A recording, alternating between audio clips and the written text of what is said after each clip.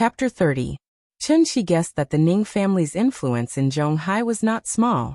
Otherwise, Zhao Yuan's matter would not have been so easily suppressed.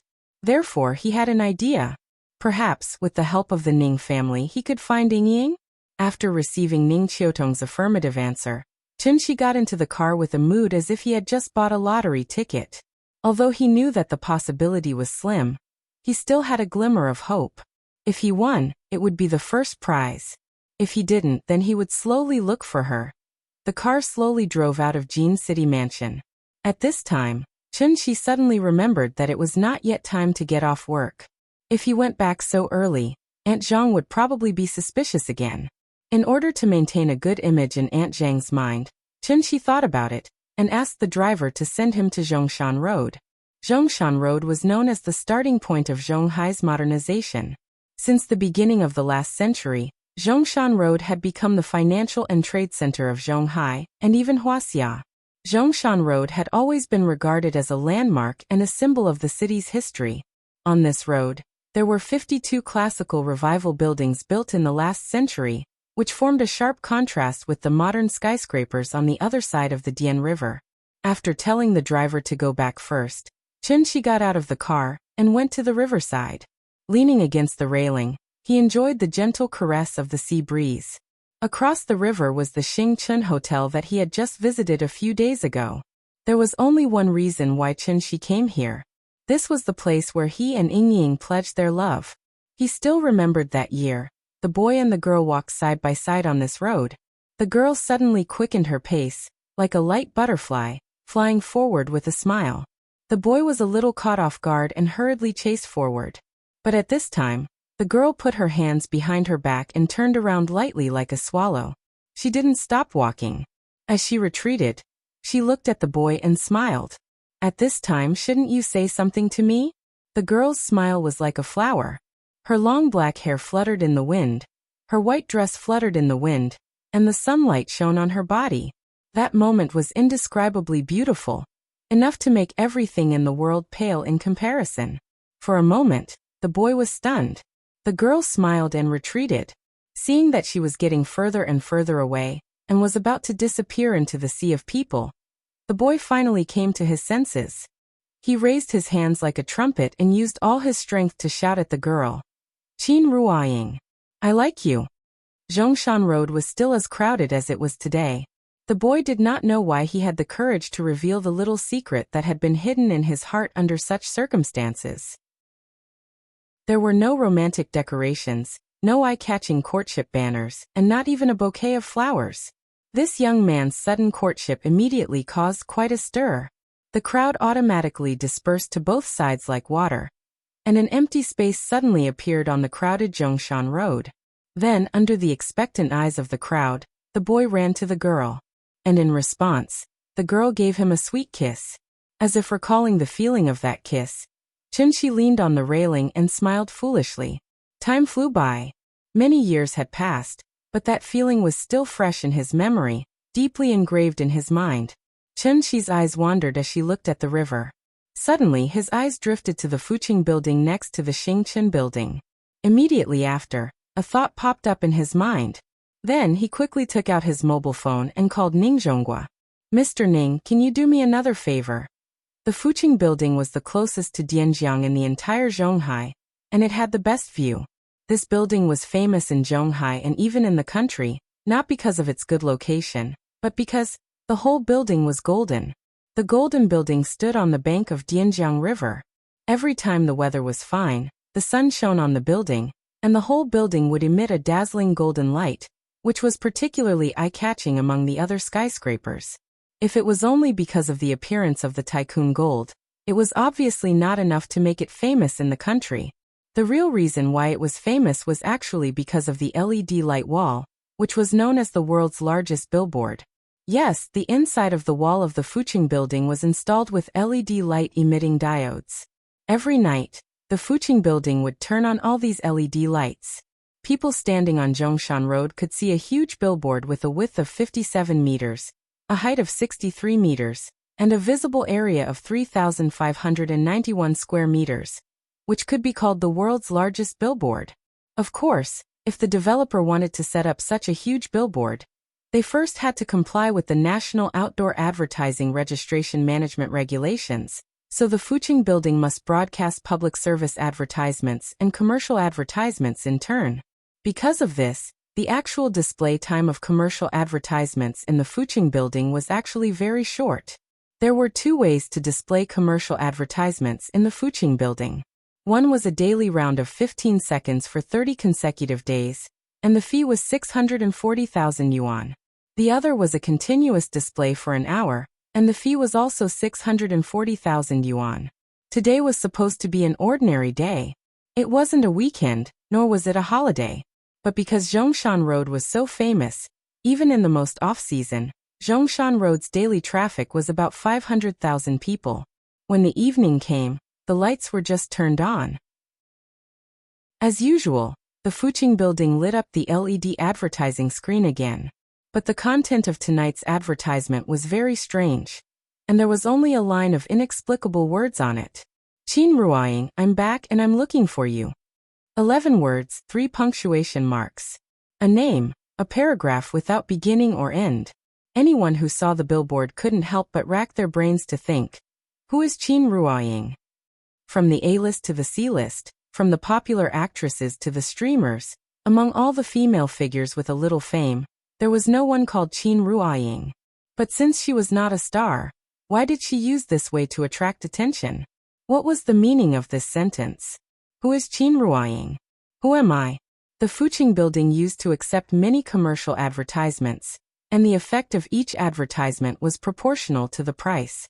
But this time, even the people in the Fuching advertising department didn't expect that the advertisement, which was forcibly inserted because of the strong background, would cause such a large-scale impact on the internet. Weibo, forums, WeChat moments, self-media, and even some gossip news were reposting and reporting this matter. Who is Qin Ruoying? Who is looking for her? Is it another publicity stunt to attract attention? Is it a new internet prank similar to Jia Junpeng, your mother is calling you home for dinner? People were talking about this commercial, which had nothing to do with commercial advertisements at all. There was only one sentence, but it easily aroused everyone's curiosity.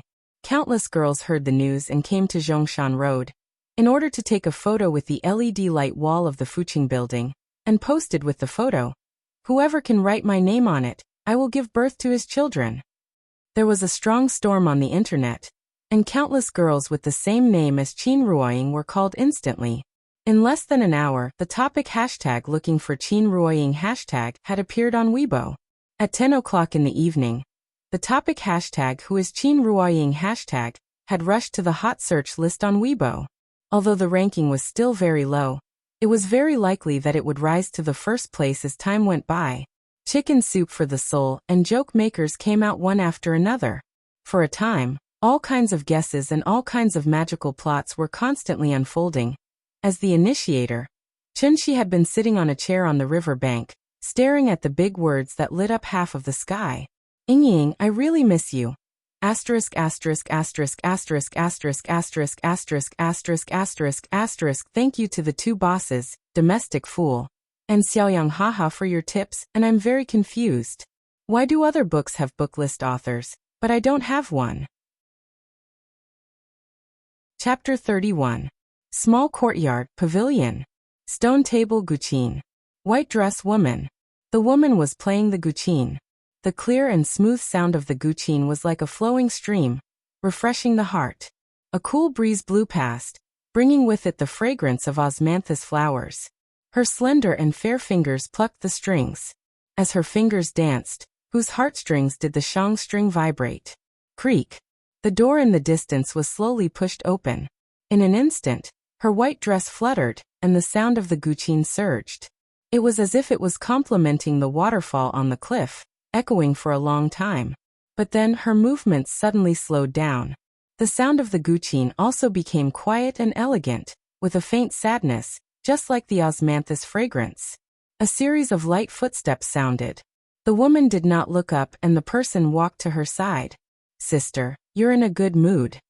The person was a beautiful woman in a light yellow dress. Although she did not wear any makeup, her face was exquisite and impeccable. The woman in white stopped and looked up with a faint smile. Qingqing, why are you here? I haven't come to visit you in a long time, so I brought you some good news today. Good news? That person is back. He's looking for you everywhere. A few days ago, you even made a big news. Do you want to know? The woman in white was stunned for a moment, but she immediately came back to her senses. She lowered her head and quickly said, Don't say any more. I don't want to hear it. From her tone, she seemed to be unhappy. The woman in the yellow dress called Qingqing was stunned when she saw this. She did not expect such a reaction. Therefore, she bowed slightly and carefully asked, Sister, don't you miss him? Miss him? I gave everything to him, but he let me down. Why should I miss him? From the moment he left, I had already decided that I would never see him again in this lifetime. The woman in white seemed to get angrier the more she thought about it. Before the woman in the yellow dress could speak, she continued, Qingqing, go back. I'm not in a good mood today. I want to be alone. The woman in the yellow dress frowned. She wanted to see if there was anything strange about the woman in white. However, the woman in white had her head slightly lowered, so no one could see the expression on her face. After hesitating for a moment, the yellow dress woman smiled and said softly, All right then. Have a good rest, big sister. I'll leave first. With that, she turned around and walked out the way she had come. Creak. The door closed again. The woman in white finally raised her head and glanced at the door. There was no trace of anger on her face, only indescribable confusion and sorrow.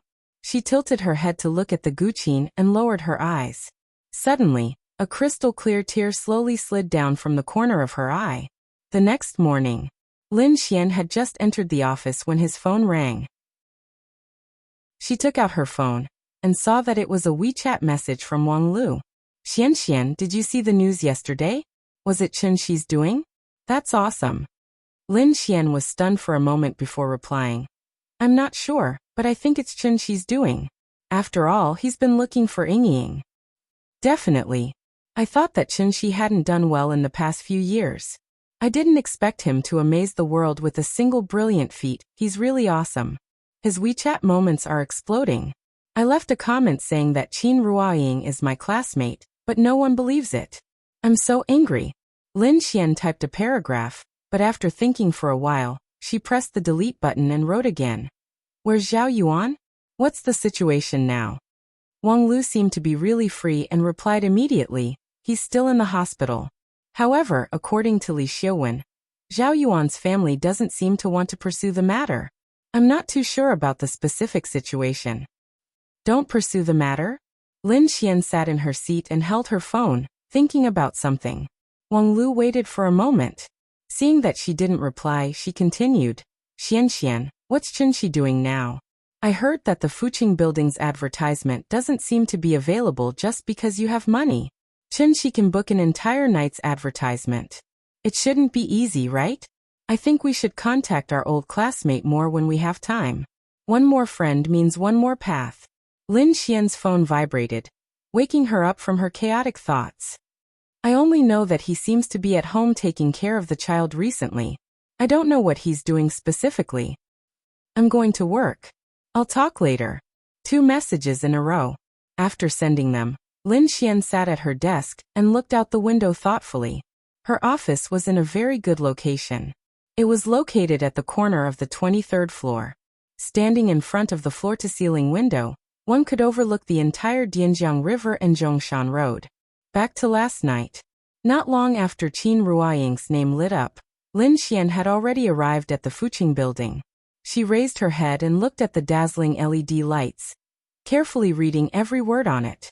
Although she wasn't sure if this was Chen Shi's doing, Lin Xian had already subconsciously thought that only Chen Shi would do such a thing.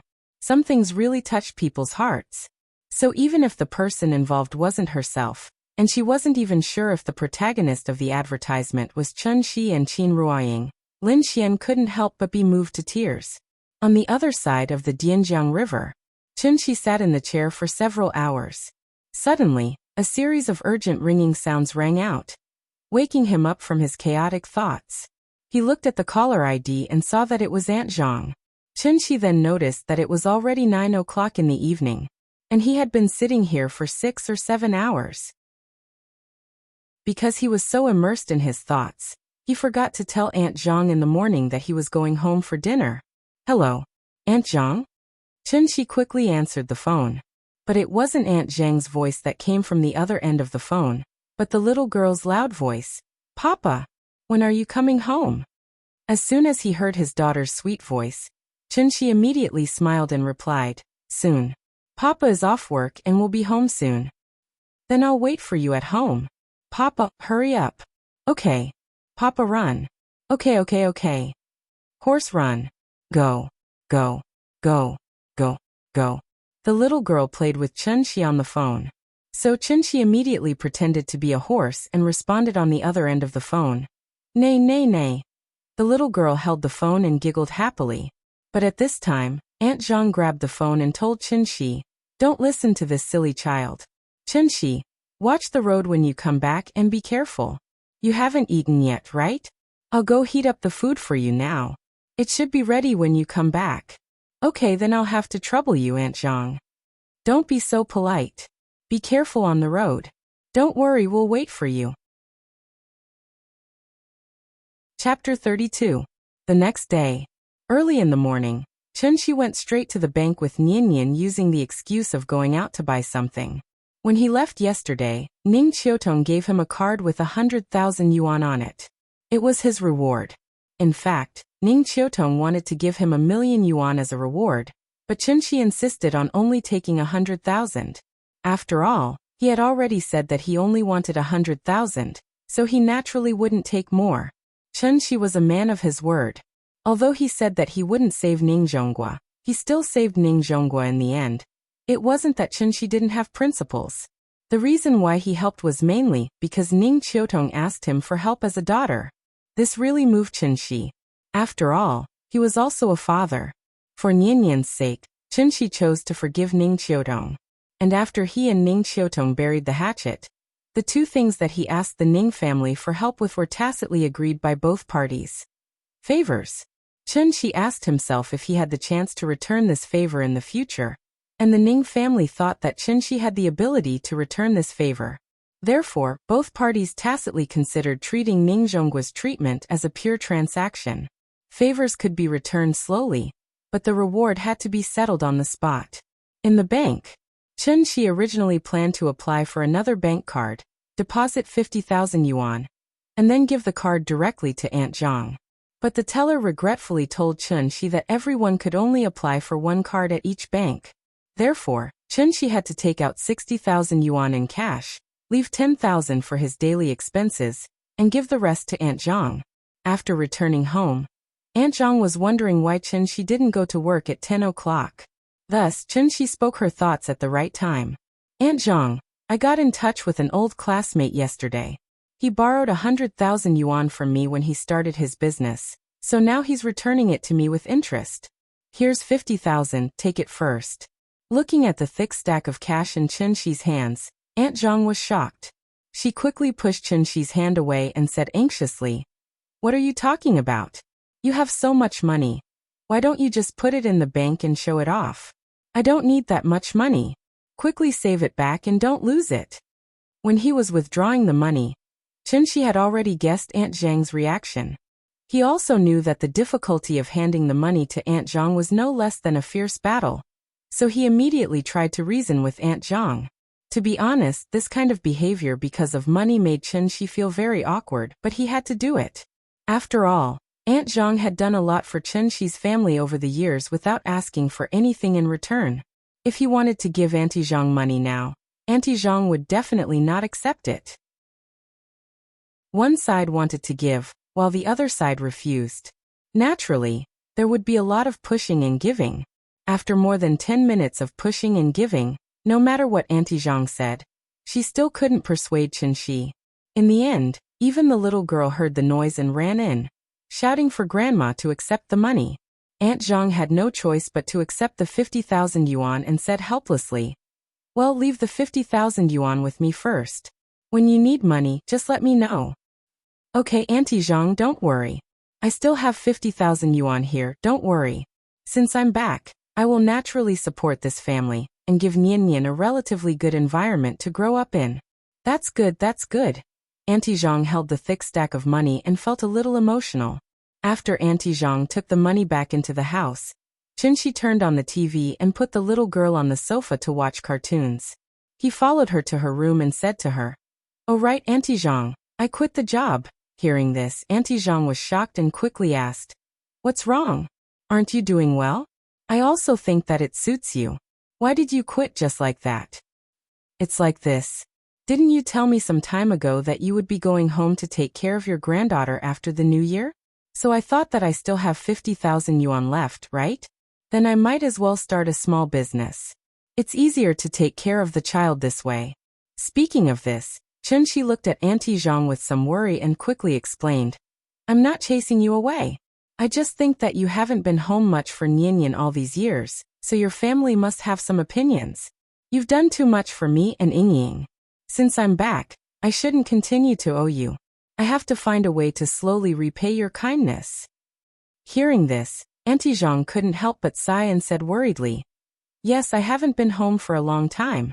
My granddaughter is more than a year old, and my son calls me every day, insisting that I go back to help them take care of the child." "Then you should go back. I'll bring the child to visit you often in the future."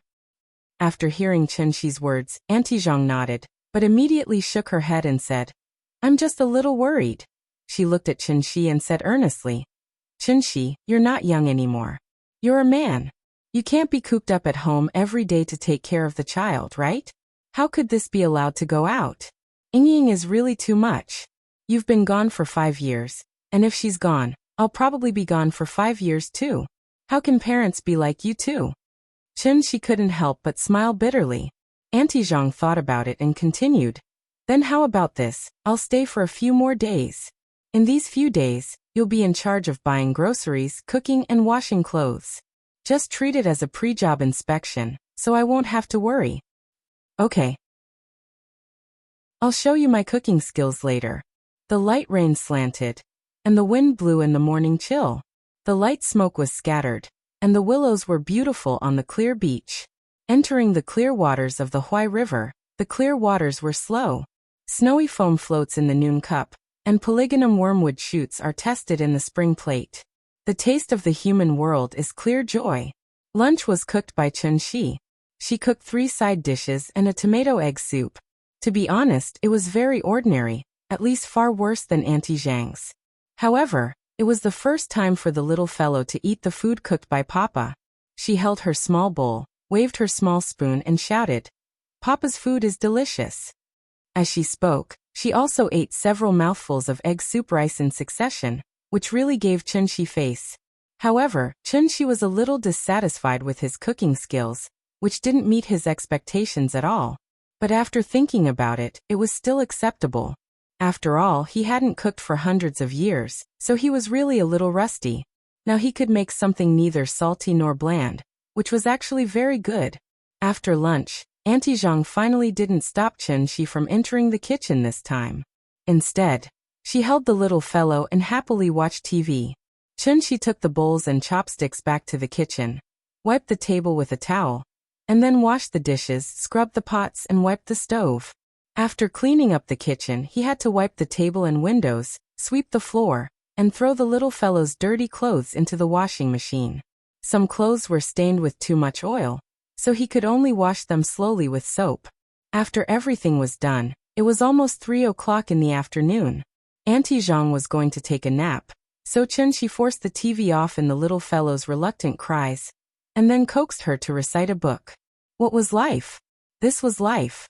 A bachelor could throw the takeout box into the garbage bag after eating, and when the garbage bag outside the door was piled up to a certain extent, he could throw it all into the trash can. The room could only be cleaned once every half a month, and the bed sheets could only be changed once a month or even 3 months. This was also a kind of life, but it was not a father's life. A child was not a toy.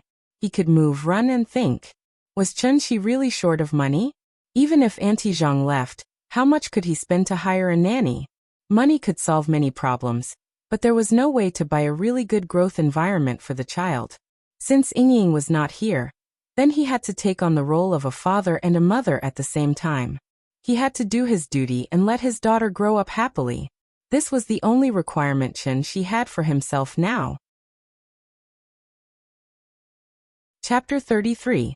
During lunch in the afternoon, Chen-shi and Aunt Zhang talked about Nianyan's kindergarten in detail. He really didn't understand why other children didn't like to go to kindergarten, but his child was clamoring to go to kindergarten all day long. In order to respect the little girl's decision, and to let Aunt Zhang go home without worry, Chen-shi went out after dinner and prepared to inspect the nearby kindergartens. There was only one public kindergarten near Kongju community. Although Nianyan was a local, Aunt Zhang didn't want to send her there before, so she missed the registration time. In addition, there were very few places for public kindergartens. Even if Nianyan signed up, she probably wouldn't get a place in the end. Therefore, Chen-shi now had only one choice left, and that was to send Nianyan to a private kindergarten. Private kindergartens were not as expensive as public kindergartens. Not only were the tuition fees expensive, but there were also often news of teachers abusing children. At the thought of this, Chen-shi felt a little uncomfortable. He really didn't dare to imagine what he would do if Nianyan was abused in kindergarten. At the thought of abuse, he couldn't help but think of several Korean movies he had watched, such as Suwon, Don't Cry, The Furnace, and so on. He couldn't get over it after watching it. Thinking of Suwon's cute and sensible appearance, he felt that Nianyan would be as beautiful and cute as Suwon when she was 2 years old. Chen-shi's thoughts drifted further and further away, but when he thought of some scenes in the movie, he suddenly became a little angry and couldn't help but burst out cursing. Damn it! I almost forgot. I must prepare some protective measures for Nianyan when I go back later. Perhaps this was the mood of every father. This was especially true for the girl's father. They would always involuntarily let their imaginations run wild, imagining all kinds of possible scenarios. Daughters were their father's little angels, the cutest existence in the world. Chen-shi would never allow anyone to hurt Nianyan. Absolutely not. Times were always improving. Chen-shi remembered that he didn't attend kindergarten when he was young. He spent his days in the mountains with his friends using wooden sticks wrapped in spiderwebs to catch cicadas and crickets. Sometimes, he would bathe in the river and steal corn and potatoes from the neighbor's house to roast. At that time, people were very rough. They were not as particular as they were now. Even kindergartens had started to teach bilingual. Some wealthy families had even begun to consider whether to choose the IB or AP courses at this time. Their children had not even said whether they wanted to go abroad, but their parents had already stipulated that they had to study abroad when they grew up. Recently, the country had also opened up the two-child policy, which had led to the kindergarten market becoming a sea of blue. Countless educational institutions had sprung up like bamboo shoots after a spring rain. From low-end kindergartens in small communities to famous overseas schools with hundreds of years of history. There were all kinds of choices. He found an internet cafe and checked online for a while. Finally, he chose a private kindergarten that was not too far away from Kongju district. The overall condition of this kindergarten was not bad, and its reputation was also good. The miscellaneous expenses added up to about 3,000 yuan a month. There were two main reasons why Chen-shi did not consider the aristocratic kindergarten, that cost 200,000 yuan a year. First, the registration time was missed. Such aristocratic kindergartens generally had to be registered a year in advance before they could enter the waiting list. After they were in line, they had to go through an interview before they could study. The whole process was very troublesome. Second, Chen-shi estimated that Nianyan would not be willing to stay in the kindergarten for too long. After a few days of careful research, he found that he suspected that Nianyan was very interested in the world of other children because Aunt Zhang had not taken her out to play since she was a child. Therefore, Chen-shi planned to let Nianyan try it first. If the little girl liked it, he would let her study in the best one through his connections. If she didn't like it, he would bring her back. Anyway, Chen-shi did not have any hobbies. Now, taking care of his daughter had become his biggest hobby. After choosing the school, Chen-shi went back and told the little girl. She immediately clapped her hands happily. I want to go to kindergarten. I want to go to kindergarten. Perhaps because she was too excited, the little girl made a fuss until 10:30 tonight. Then, under the double coercion of Chunxi and Aunt Zhang, she had to lie on the bed obediently. Early the next morning, Aunt Zhang changed the little girl into a new white dress. The little girl put on the new clothes and tied 2 ponytails. For the first time, she did not want Chunxi to carry her. Instead, she ran out of the door by herself. The kindergarten was not far away. It only took about 10 minutes to walk from Kongju district. After explaining the situation to the security guard, Chunxi carried Niannian directly to the principal's office. After the principal knew that Niannian was going to be a transfer student, he immediately became very enthusiastic. However, the implication was that Chunxi had to pay an additional school building fee. Chunxi also had a general understanding of these things in private kindergartens, so he did not talk nonsense with him. He directly swiped his card and paid a series of fees for this semester's management fee, school building fee, food fee, and a series of other expenses. After the card was swiped, nearly 20,000 yuan was gone. This kind of kindergarten was not so particular. As soon as Chunxi paid the fees, the principal immediately called a woman in her 30s. She looked quite kind. The woman's surname was Wang. In the future, she would be Niannian's class teacher. Teacher Wang took the father and daughter to the outside of the classroom. However, when Niannian saw more than 20 children about her age sitting inside, she suddenly felt a little timid. She was obviously very excited just now, but now like a frosted eggplant. She shrank into Chunxi's arms. "Papa, I don't want to come to kindergarten." Seeing this, Chunxi suddenly did not know whether to laugh or cry. Silly children were still afraid of strangers. However, at this time, even if Chunxi doted on the little fellow, at this moment, he could no longer do as she wished. People had to go through this process. Since the child was here, she should go in. He must not let her develop the habit of backing out. "Niannian, be good. You see so many children inside. If you go in with Teacher Wang, everyone will play with you."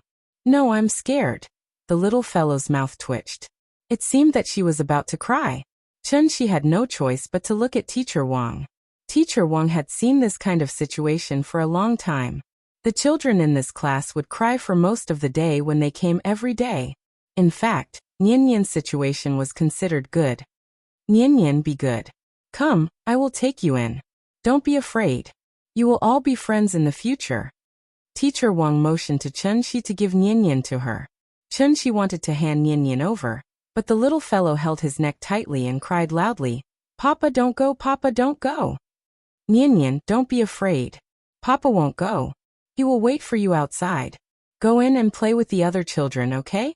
Teacher Wang wanted to take the little fellow, but the little fellow hung on Chunxi and refused to come down no matter what she said.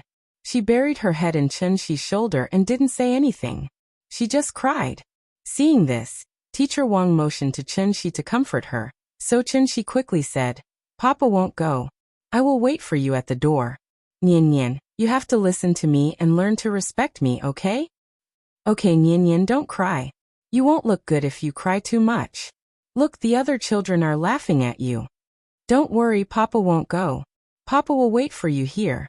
When you finish school, Papa will take you home for dinner. If you cry again, Papa will go back and tell Grandma that Niannian went to kindergarten to cry today and was laughed at by the other children. Niannian, good girl, don't cry, don't cry." After coaxing for a long time, the little fellow reluctantly got down from her father's shoulder. Seeing this, Teacher Wang decisively coaxed and pulled the little fellow into the classroom. After Niannian went in, Chunxi didn't leave. Instead, he stood in the corridor and quietly looked at the little fellow in the room. The little fellow sat alone on the small bench. Her movements were a little stiff, but the children next to her were quite friendly to her. After seeing a new student, they surrounded the new student to comfort her under the teacher's instructions. The little fellow adapted for a while. After several times she looked back and saw that Chunxi was still at the door. She finally felt relieved and slowly played with the other children. Chunxi stood outside the door for a long time. Finally, a teacher couldn't help but remind him that parents shouldn't stay in the park. After that, Chunxi had to walk out of the kindergarten. In fact, not to mention the little fellow, even he, as a father, was reluctant to leave. although it was just to send the child to kindergarten and go home at night. But she always felt empty in her heart. That kind of feeling was really strange. Asterisk asterisk asterisk asterisk asterisk asterisk asterisk asterisk asterisk asterisk. Thank you to Universe Handsome King. Farewell to the sea and night. What is Dao 1? Looking to tomorrow, and Li Shujian for their tips. Chapter 34. Zhao Yuan was discharged from the hospital. With 8 broken ribs, it would probably take more than half a year for him to recover. However, he was lucky that the broken ribs did not penetrate his internal organs. Otherwise, he would have died on the spot. In short, he was lucky to have kept his life. The doctor performed thoracic fixation on him, and he could be discharged from the hospital to recuperate at home. It would take more than half a year for his bones to regrow, so the doctor advised him not to do any strenuous exercise during this time. After returning home, Zhao Yuan tried out the new wheelchair his mother bought for him. Although his leg was not injured and there would not be any major problems with his daily activities, his mother was very worried. She was afraid that her son would move around and affect the internal fixation in his body, so she simply bought him a wheelchair. When he heard that it was his father who asked his mother not to pursue the matter, Zhao Yuan did not have much of a reaction on his face. His mother looked at him worriedly, then said with a frown, "Yuan heir, what is the background of the guy who injured you?" Background? Zhao Yuan sneered. His expression seemed calm, but there was an imperceptible glint in his eyes. No background, just a piece of trash who was abandoned by his wife. Now he stays at home all day to take care of the child. Speaking of this, Zhao Yuan couldn't help but touch his chest. Then he chuckled and said, "But from this kick, I'm afraid I really underestimated him." No background? That shouldn't be. Why would President Ning of Zhonghai Ocean Group vouch for him? Hearing this, Zhao Yuan shook his head and said with some confusion, "I'm not sure, but I'll send someone to investigate." "Yuan heir, we can't just let this go." "I know." The woman wanted to say something, but Zhao Yuan waved his hand at her and said, "Mom, you don't have to worry about this. I have my own arrangements." Zhao Yuan gave Li Xiuwen a call and asked to meet him. It was Li Xiuwen who sent Zhao Yuan to the hospital that day, so Li Xiuwen was very clear about Zhao Yuan's situation. News always spread quickly in the circle, so Li Xiuwen roughly knew that the police did not come to arrest Zhao Yuan because the Zhao family did not want to pursue the matter of Zhao Yuan's injury. Now that he suddenly received a call from Zhao Yuan, Li Xiuwen's first reaction was, Zhao Yuan was ready to retaliate. Although he didn't want to get involved, no matter what, he and Zhao Yuan were friends. Plus, Zhao Yuan was a few years younger than him, so Li Xiuwen couldn't refuse. Zhao Yuan chose a very high-end private club as the location. As soon as Li Xiuwen entered, he saw Zhao Yuan sitting in a wheelchair and was shocked. He quickly went up and asked, "Young Master Yuan, are you okay? Brother Li is here? Come take a seat." After asking Li Xiuwen to sit down, Zhao Yuan smiled and said, 8 of his ribs are broken and fixed internally. His leg is fine. It's just that when he swings his arm while walking, it might affect his wound. He'll be fine in 2 days. That's good, that's good. Li Xiuwen laughed dryly and did not reply. Zhao Yuan glanced at him and didn't care. He continued, "Brother Li, you know that I have a bad temper and do things impulsively. It's really hard for me to take it lying down after being beaten up like that." Hearing that, Li Xiuwen nodded and said objectively, "It's just a verbal argument. That Qinshi guy actually hit you so hard. It's really a bit too much." "A bit too much?" Zhao Yuan shook his head and suddenly changed. He said each word clearly and sternly. "Brother Li, do you know? He almost took my life." Li Xiuwen was stunned and still didn't say anything. Since it involved the safety of their lives, this was a huge grudge. However, because it had nothing to do with him, Li Xiuwen couldn't express any opinions. The room quieted down. Zhao Yuan took a sip of tea, then asked casually, "I heard that you've been chasing Lin Xian for a long time, Brother Li?"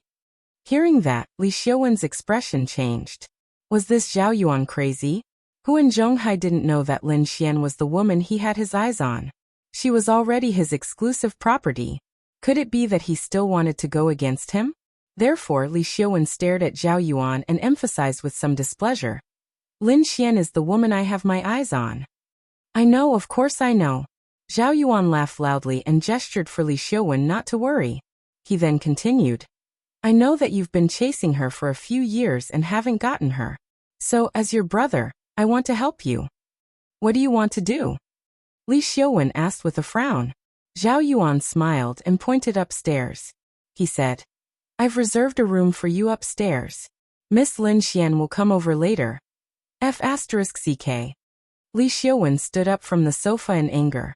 He then pointed at Zhao Yuan and shouted, I'm warning you, don't do anything rash. If you dare to touch Lin Xian, I won't let you go. Hearing that, Zhao Yuan couldn't help but be stunned. Did young Master Li really have feelings for her? Young Master Li of the One Mao group was a bed that countless women would line up to get on. Zhao Yuan thought that Li Xiaowen just wanted to play a game of cat and mouse with Lin Xian. That was why he was hesitant for so long. He didn't expect Li Xiaowen to really have feelings for her. It wasn't that Zhao Yuan was bragging. How many men in their circle really took feelings seriously? He didn't expect Lin Xian to be so important in Li Xiaowen's heart. He made a mistake. Seeing that Li Xiaowen was furious, Zhao Yuan immediately put on a smiling face and said with a chuckle, just kidding, just kidding. Since Brother Li has already said so, why would I have any ideas about Lin Xian? I can't offend you for a woman, right? It's good that you know. Li Xiaowen snorted and then stopped being polite. He said, I still have things to do at the company. Take your time, young Master Li. After that, Li Xiaowen flicked his sleeves and left. After Li Xiaowen left, Zhao Yuan sat quietly in his wheelchair and seemed to be thinking about something. After a while, he picked up the phone next to him. He dialed a number and then ordered the person on the other end of the phone, do it. When Zhao Yuan put down the phone, his gaze had already drifted to the female receptionist in a cheongsam at the door. You come here for a moment. The woman in the cheongsam heard Zhao Yuan's voice and quickly ran to his side. She bowed slightly and asked, Mr. Zhao, do you have any orders? Zhao Yuan looked at her beautiful face and then at her curvy figure, then nodded in satisfaction. Then, under the woman's confused gaze, he suddenly pointed at his crotch. The woman in the cheongsam was stunned for a moment and immediately understood what Zhao Yuan meant. She quickly responded with a smile, Mr. Zhao, there is a professional technician upstairs who can serve you. It's you. I'm sorry, 100,000. There was a rustling sound in the room. Zhao Yuan looked at the woman in the cheongsam, who was kneeling in front of him with satisfaction. Suddenly, he hugged her head with both hands, and then pressed it down hard. The woman let out a whimper and struggled to raise her head, but Zhao Yuan didn't care at all. He muttered to himself with a ferocious expression. Are you that good at martial arts? Come, I'll slowly play with you. Asterisk asterisk asterisk asterisk asterisk asterisk asterisk asterisk asterisk asterisk. Chapter 35. At 3:30 in the afternoon. There was still half an hour before school was over, but the surroundings were already crowded with people. There was no need to guess that these were all parents who came to pick up their children. Chunxi was a young man in his 20s. Standing in the middle of a group of uncles and aunties, he looked like a crane in a flock of chicken. The children were playing games on the playground of the kindergarten. Chunxi looked at the little fellow across the wall and found that she was playing happily on the slide and didn't notice him standing outside the wall. It seemed that she was so happy that she forgot to look for Papa, which made Chunxi feel a lot more at ease.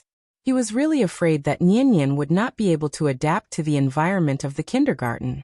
He couldn't let the child suffer from strange diseases such as autism and depression, because these were related to mental health and other diseases.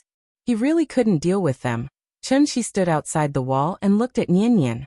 At this time, an aunt suddenly reached out and patted him. Hey young man, are you the child of Sister Zhang's family? Chunxi looked back and saw a big sister standing behind him with a smile on her face. It was the fat aunt he met when he just entered the community on the first day he came back. Ah. Yes, I live in Block 5, Unit 1, Room 302. Auntie, who are you? Hey, I always feel that you are a little familiar. I seem to have seen you several times in the community. Just now, I suddenly saw Nian inside, so I thought, could Nian be your child? My surname is Qian, you can call me Auntie Qian. My grandson is also inside. Look, it's that troublemaker. As the fat aunt spoke, she smiled and pointed to the boy running like the wind on the playground. Looking at her posture, it seemed that she had completely forgotten that she had once regarded Chun Shi as a lunatic beggar. Hello, Auntie Qian, I'm working outside and just came home for a while, so I can't even recognize all the neighbors next door. It's okay, you'll know them after a while. Auntie Qian waved her hand and said with a smile, let me tell you, your Nian is the most obedient child in our community. The little girl is so cute. Our Peng Peng likes to play with her the most. Really? Chun Shi smiled politely. Perhaps it was because he was not used to dealing with uncles and aunties, so he did not know what to say now. He could only laugh and listen to Auntie Qian's nagging. That's a must. Last time, I teased that silly boy of mine, saying that when he grows up, I'll marry Nian to him. Sai, you didn't see it. At that time, that silly kid's face was as red as a monkey's butt. He was so embarrassed that he could die. Really? Of course. You don't say. The 4 or 5-year-old children these days are much smarter than we were back then. They're only a little older, and they can already tell who's good-looking and who's not. Many children in the neighborhood like to play with Nian. However, Big Sister Zhang was the only one who took care of the children in the past, so she didn't have much time to take Nian out to play. Since you're back, you should bring Nian out more often in the future. Hearing this, Chun Shi still nodded with a smile on his face, but he suddenly had some vigilance in his heart. Martinson believed that children around the age of 3 would have the consciousness and behavior of love towards the opposite sex. Children have a strong thirst for knowledge, and they are very concerned about everything, including the human organs. Sometimes it's a person, sometimes it's between partners of the opposite sex, or they let each other see the X organ, or touch it with their hands. The forms of expression are mostly games such as imitating the doctor, lifting the skirt, fake marriage, playing house, and so on. According to a survey of 290 children by the Nagoya Youth Association in 1970, 201 of them did the action of lifting the skirt, and 70% of the children stopped lifting the skirt under the eyes of adults. 167 peeked into the toilet, 164 peeked from under the skirt, and 108 played with the X organ. It can be seen that this is a common behavior among children, and it's impossible to effectively avoid it. Thinking of this, Chun Shi faintly felt a little uncomfortable. Dare to have ideas about my daughter? No, I have to find an opportunity to popularize Nian with the knowledge of sex education. Human sexual psychology, its development and the formation of gender roles have a certain law. Generally, if it is allowed to develop naturally, the result is often normal, but if some incorrect education methods are imposed on the child, it is very likely to lead to a deformed result. Especially for children between 3 and 5 years old, through sex education, the child's sex should be recognized by society and individuals in the sense of sociology of sex and psychology. If the child is found to have an incorrect performance in sex, it should be calmly and patiently corrected, and naturally guided, and should not be scolded or intimidated. For example, seeing a child playing with the X organ, some mothers will angrily stop them. Don't move. Dirty. Don't touch this place. It's so embarrassing. Don't touch it in the future. Or forcibly pull it away, or even give a beating. In fact, this can easily affect the child from childhood to form a misconception. X organ is dirty, can't be seen, and can't be touched. Therefore, all activities related to X must be suppressed, or else they will be punished. Children are in this relatively closed or conservative environment for a long time, and their sexual needs will be visibly or invisibly suppressed. If it is serious, it will even lead to physical and mental disorders or diseases. Therefore, to let nature take its course and guide correctly is the only effective and correct way. Perhaps it was because of the mischievous traditional ideas. After chatting with Aunt Qian, Chun Shi's mood was very complicated. After all, Nian was a girl, so as a father he always felt that his daughter was at a disadvantage. Although Chun Shi also understood that it was a child's mischief, and it was more of their nature and instinct as human beings, He still felt a little unhappy, very unhappy, very unhappy. At 4 o'clock in the afternoon, the kindergarten was over.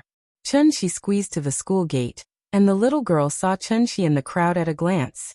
She shouted "Papa," and wanted to get out of the iron gate, but she was stopped by Teacher Wang in time. The children in the kindergarten were not picked up by just anyone. When Teacher Wang saw Chun-Shi, she held Nian-Nian's hand and led the little girl out of the school gate. "Papa." As soon as the little girl stepped through the iron gate, she threw herself on Chun-Shi's lap, and then hugged Chun-Shi's thigh, raised her little head and said sweetly, "Papa, I miss you so much." "Good girl, Moo." Chun-Shi laughed and picked up the little girl, then held her and said to Teacher Wang, "Say goodbye to your teacher." "Goodbye, teacher." The little girl waved her little hand hard, and it seemed that she had a good impression of Teacher Wang. Teacher Wang and Chun-Shi said a few polite words, and then praised the little girl for being very sensible. And then she was busy sending another child off. Chun-Shi walked on the road with Nian-Nian in his arms, and the little girl excitedly told him what she had experienced today. "Nian-Nian, do you like kindergarten?" "Yes." Hearing this, the little girl immediately nodded heavily. She had always played alone, so she was naturally happy to suddenly have so many friends of the same age. "Then Papa will bring you tomorrow, okay?" "Okay." "Good girl."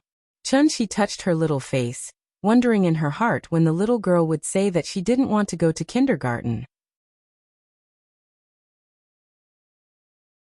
Chapter 36. The next day, Chun-Shi thought that the little fellow's enthusiasm for kindergarten would decline a little. But he didn't expect that just after they had breakfast and Chun-Shi didn't even have time to clean up the dishes, the little fellow had already shouted that she wanted to go to class. Then she pulled Chun-Shi out. "Papa, let's go. I'm going to class.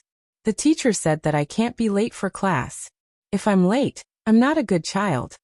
Seeing this, Aunt Zhang hurriedly asked Chun-Shi to put the dishes there and said with a smile, "The little thing likes kindergarten so much. You can take her there. I'll clean it up later." Maybe because she was used to going out during the day and coming home at night, the little fellow was not so clingy to Aunt Zhang now. Seeing Chun-Shi wipe his hands and come to the door to change shoes, the little fellow couldn't wait to open the door and then ran outside, waving to Aunt Zhang and shouting, "Goodbye, Grandma." "Good girl, go. You have to listen to the teacher at school, okay?" "I know." The little fellow opened her mouth and was so happy that flowers bloomed on her face. After going out, Chun-Shi wondered what happened to the little fellow today. It seemed that she was more excited than yesterday, so he asked, "Nian-Nian, is kindergarten fun? Why are you so happy?" Hearing this, the little fellow immediately raised her little face and said happily, "The teacher said that she would teach us to draw today." "Oh, you know how to draw?" "I can't draw." The little fellow shook her head and then continued happily, "But after the teacher taught me, I can draw." "Then when you learn to draw, you can come back and draw for Papa." "Yes. I want to draw Papa, Grandma, and Mama." The little fellow nodded heavily and then held Chun-Shi's head. Her voice was like glutinous rice, sticky and sweet as she said with a smile, "The teacher said that the first place can get a little red flower. I want a little red flower." "Then Nian-Nian, you have to work hard and try to get a little red flower. Then Papa will paste it on the wall for you." "Okay." The father and daughter chatted as they walked. After a while, they arrived at the kindergarten. The entrance of the kindergarten was already full of parents, as well as there were countless crying children. There was a little boy who didn't want to go in, so he stayed on the ground and tugged at his mother's trousers. No matter how his mother tried to persuade him, he wouldn't listen and kept saying that he didn't want to go to kindergarten. His mother was so angry that she wanted to hit him. When Chun-Shi saw that, he took advantage of the fact that the little fellow was still excited and hurriedly said to her, "Nian-Nian, look, isn't that brother embarrassed? Crying shame, shame, shame." As the little girl spoke, she used her small hand to scratch her face, making a look of disdain.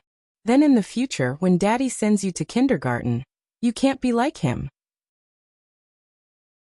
"I won't cry." The little guy proudly turned his little head away, as if he had completely forgotten how pitiful he had been the day before. Teacher Wang and 2 other teachers were standing at the school gate to welcome the children in their class. Chun-Shi put Nian-Nian down and motioned for her to hurry over. But at this time, The little fellow stood on the ground and tugged at Chunxi's hand, then pointed to her little face. Seeing this, Chunxi immediately squatted down with a big laugh, then gave the little fellow a big kiss on the face. Only then did she jump and run to the iron gate. "Goodbye, Daddy. Go, listen to the teacher. Daddy will wait for you here after school." After the little fellow went in, Chunxi went to the outside of the wall, ready to watch them finish their morning exercises before going back. However, after a while his phone suddenly rang. Chunxi took out his phone and looked. It was Lin Xian calling. "Hello." Chunxi picked up the phone, but there was no sound from the other end. "Hello, Lin Xian?" Chunxi shouted a few times, but there was no response.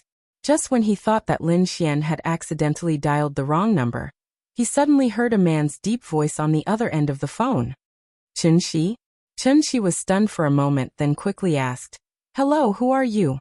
Why are you calling me with Lin Xian's phone?" Hearing this, the person on the other end of the phone laughed and said with a bit of banter, "You forgot my voice so quickly?" Chunxi was stunned for a moment. After he came back to his senses, his face instantly turned ugly. So he asked coldly, "Zhao Yuan?" "Haha, it's me. Actually, I'm just calling to let you know that I'm safe." "Where is Lin Xian?" Chunxi stood on the sidewalk outside the kindergarten wall with the phone in his hand. His voice seemed to come from the 9 serenities, cold and harsh. "Lin Xian? Oh, she's here. I borrowed her phone to call you. I'll give it back to her later. Zhao Yuan, I'm warning you. If you dare to touch a hair on Lin Xian's head, I'll let you know what it means to be skinned alive." As soon as he finished speaking, a green brick under Chunxi's feet suddenly shattered with a kacha sound. Zhao Yuan on the other end of the phone laughed and said, "I'll let her talk to you."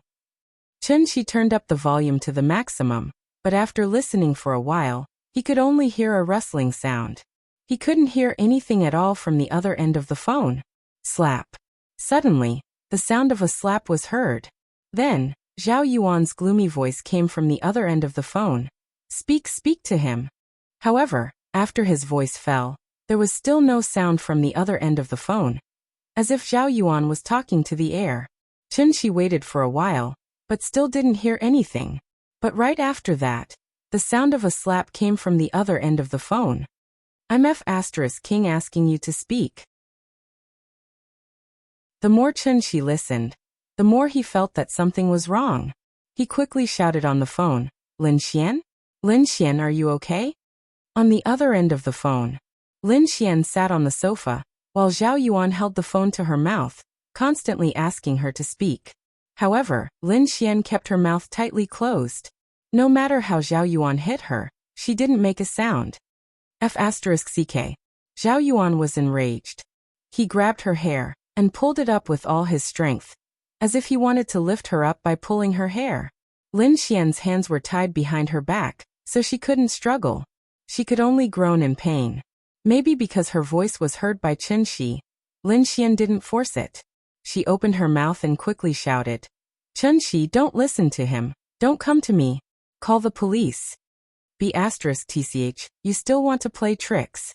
Zhao Yuan spat fiercely, then gave him another slap. After that, Zhao Yuan picked up the phone and said with a gloomy face, "Chunxi, I advise you not to call the police, or you should know what will happen next. Asterisk asterisk asterisk asterisk asterisk asterisk asterisk asterisk asterisk asterisk." Chapter 37. In the Economic Development Zone on the outskirts of Zhonghai. This was a rather famous unfinished building in the Economic Development Zone. The main body of the building had been repaired, but there was no time to build the outer wall. It was said that the owner of this building was from Hong Kong. He had originally planned to invest in building an electronic equipment processing factory here, but for some unknown reason, the factory was not built. The office building was only half finished when the Hong Kong owner had already run away. Because it had been desolate for too long, the factory walls had long been overgrown with weeds. The main body of the building had also become somewhat dilapidated due to the wind and sun over the years. It had to be said that Zhao Yuan had chosen a good place. Because of this rundown place, no one would come here except for models and internet celebrities who filmed outdoor blockbusters. It was really the best place to kill someone and dispose of a corpse. Zhao Yuan searched for a few days and did not find any news about Chen Shi, so he simply made up his mind and kidnapped Lin Xian, who had the closest relationship with Chen Shi. Zhao Yuan pondered that since he had already done it, he might as well go all the way and go all the way. That was why he had tested Li Xiaowen, and wanted to use Lin Xian to do him a favor, and try to drag Li Xiaowen down with him. However, what Zhao Yuan did not expect was that Lin Xian actually had some weight in Li Xiaowen's heart.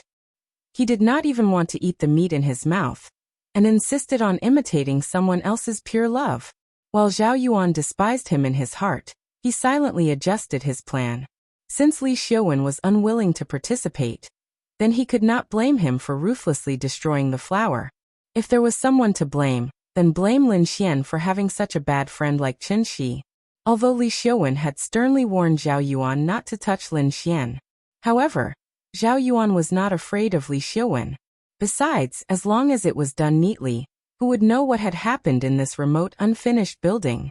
Young Master Yuan, this woman is really tasty. I, Hu Laosan, have lived for so many years, but I have never played with such a high-quality product. I really want to try it. A man in his 30s or 40s stood behind Zhao Yuan, and kept looking back at Lin Xian, who was tied to the chair.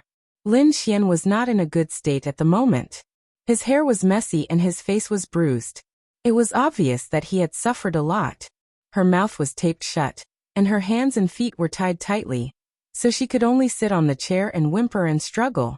Lin Xian had already been captured by these people for 2 days.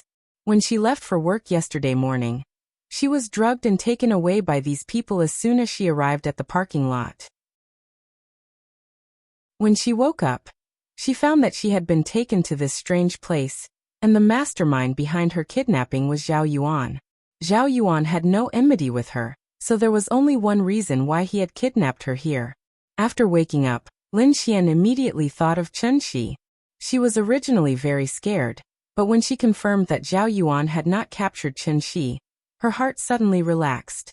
Lin Xian did not know what was wrong with her. She was clearly a clay bodhisattva crossing the river, but in this situation, she was actually concerned about the safety of others. The group of people in front of her didn't seem to be good people. The one in the lead was called Old Third Hu, and he'd been constantly touching her. If it wasn't for Zhao Yuan stopping his actions in time, Lin Xian really didn't dare imagine what would have happened next. Hu Laosan, you can deal with her if you want, but you have to take care of business first. I have a habit.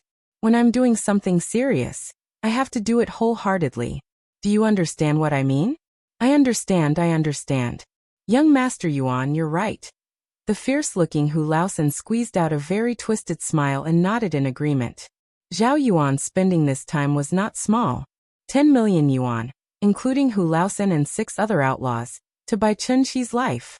Seeing that Hu Laosan was sensible, Zhao Yuan nodded with satisfaction. Then he sat on the sofa they temporarily got, and closed his eyes to rest. Hu Laosan scratched his head and asked with some doubts. Young Master Yuan, are you so sure that the kid will come alone? He won't call the police, right? Don't worry. With my understanding of him, he will not ignore the safety of this woman. Speaking of this, Zhao Yuan paused, sneered, and continued. I have already arranged in the Municipal Public Security Bureau. If he calls the police, we have enough time to evacuate. Don't worry. Hu Laosan thought about it and still said with some worry. What if the kid doesn't come? Hearing this, Zhao Yuan could not help but laugh. He was laughing, but his eyes were cold, as well as bone-deep hatred. He will come. Zhao Yuan suddenly thought of something and added. By the way, you have to be careful when he comes. That kid is a martial artist. You have to remember to be careful. Don't fall into the gutter. A martial artist? Hu Laosan pursed his lips and asked fiercely. Can you beat a gun? He broke 8 of my ribs with one kick. What do you think? Zhao Yuan touched his chest and looked at Hu Laosan with interest. So powerful. Hu Laosan was obviously shocked by his words. His face was full of disbelief. Chen Shi took a taxi, but he did not take the taxi directly to the unfinished building. Instead, he got off at the entrance of a factory on the street and walked over. Just as he walked through the entrance of the unfinished building, Qinshi saw a young man hiding behind the wall on the second floor and looking around. Looking at his sneaky appearance, he was probably sent by Zhao Yuan to keep watch. Qinshi ignored him and walked directly into the unfinished building. After seeing Qinshi enter the building, the young man was stunned for a moment and immediately rushed to the third floor. "Young Master Yuan, that kid is here." Because he ran too fast, the young man said while panting. This kind of hooligan was addicted to prostitution, gambling, and drugs. He lived like a parasite. He could intimidate and do odd jobs, but if he really fought, he would tire himself out before he could even swing a few fists. His mission today was to act as a lookout, but just as he ran to the third floor and shouted, Qinshi's figure had already appeared behind him. So fast? The young man looked at Qinshi in surprise, but Qinshi ignored him and walked directly in the direction of Zhao Yuan. Light footsteps sounded in the unfinished building, which was leaking air everywhere. When she saw Qinshi appear, Lin Xian immediately became agitated. She shook her head frantically and her eyes were full of despair. She sobbed and wanted to ask Qinshi to leave quickly, but her mouth was firmly sealed with tape. She could only twist her body frantically. Qinshi saw the pain and despair in her eyes, and then looked at her disheveled appearance, and her heart couldn't help but clench fiercely. "Sorry I'm late." Chapter 38. On the empty floor, there were countless pieces of concrete scattered everywhere, as well as broken bricks and steel bars that had no place to pile up. Although it was noon, the unfinished building was still a little gloomy. From time to time, a cold wind would blow, giving people goosebumps. Qinshi's footsteps sounded softly on the floor. Although he was more than 20 meters away, he could still clearly hear Lin Xian sobbing. Lin Xian struggled with all her might, but she could only let out a series of woo-woo sounds in an attempt to chase away the figure that was walking towards her. Unfortunately, the tape was firmly stuck to her mouth, making it impossible for her to say anything. She wanted to say something but couldn't. Lin Xian was so anxious that tears fell from her eyes. Qinshi actually came alone. He didn't call the police. Lin Xian was about to lose all hope. She originally thought that this would only happen in movies, but it actually happened to her in real life. The male lead didn't call the police. Instead, he barged into the enemy's lair alone. This kind of stupid behavior was not so much the male lead's personal heroism, but the director's excessive fantasy. If the police couldn't solve the problem, what was the use of Qinshi coming here? The heroism of heroic sacrifice under the romantic mood? If Lin Xian could open her mouth to speak, she probably would have already scolded Qinshi. Zhao Yuan also seemed a little surprised. Qinshi really dared to come here alone? He signaled with his eyes, and a few of his subordinates spread out, observing the surrounding movements from the top of the building. After observing for a while and confirming that there was nothing strange in the surroundings, they surrounded him without any scruples. Qinshi stopped not far in front of Zhao Yuan. Zhao Yuan looked at him for a while, then suddenly laughed. After laughing for a while, Zhao Yuan said in a sinister voice, "I really didn't expect you to be a martial artist." "There are too many things you didn't expect." Qinshi glanced at Zhao Yuan contemptuously and said lightly, "Actually, you should be glad, because ignorance gives you great courage." "Ignorance gives me courage?" Zhao Yuan was stunned for a moment. Then, as if he had heard a joke, he laughed wildly. While Zhao Yuan was laughing, Hu Laosan, who was standing next to him, suddenly winked at the young man behind Qinshi. This young man who was sent as a sentry was not good at killing or arson, but he was good at stealing. Because he was very quick-witted, he instantly understood what Hu Laosan meant. Therefore, the young man secretly took out a folding knife and, while Qinshi and Zhao Yuan were talking, quietly crept over. Don't be fooled by Old Third Hu's ferocious appearance, which always made people mistakenly think that his brain was full of muscles, but in fact, Old Third Hu was very shrewd. Strategically, they despised the enemy, but tactically, they valued the enemy. Even a lion would use all its strength to hunt a rabbit. What's more, they were in a business that involved licking blood from the tip of the blade. If they were not careful and cautious in their work, they would have long since capsized in some gutter. If this brat who dared to come alone wasn't really stupid, then he definitely had something to rely on.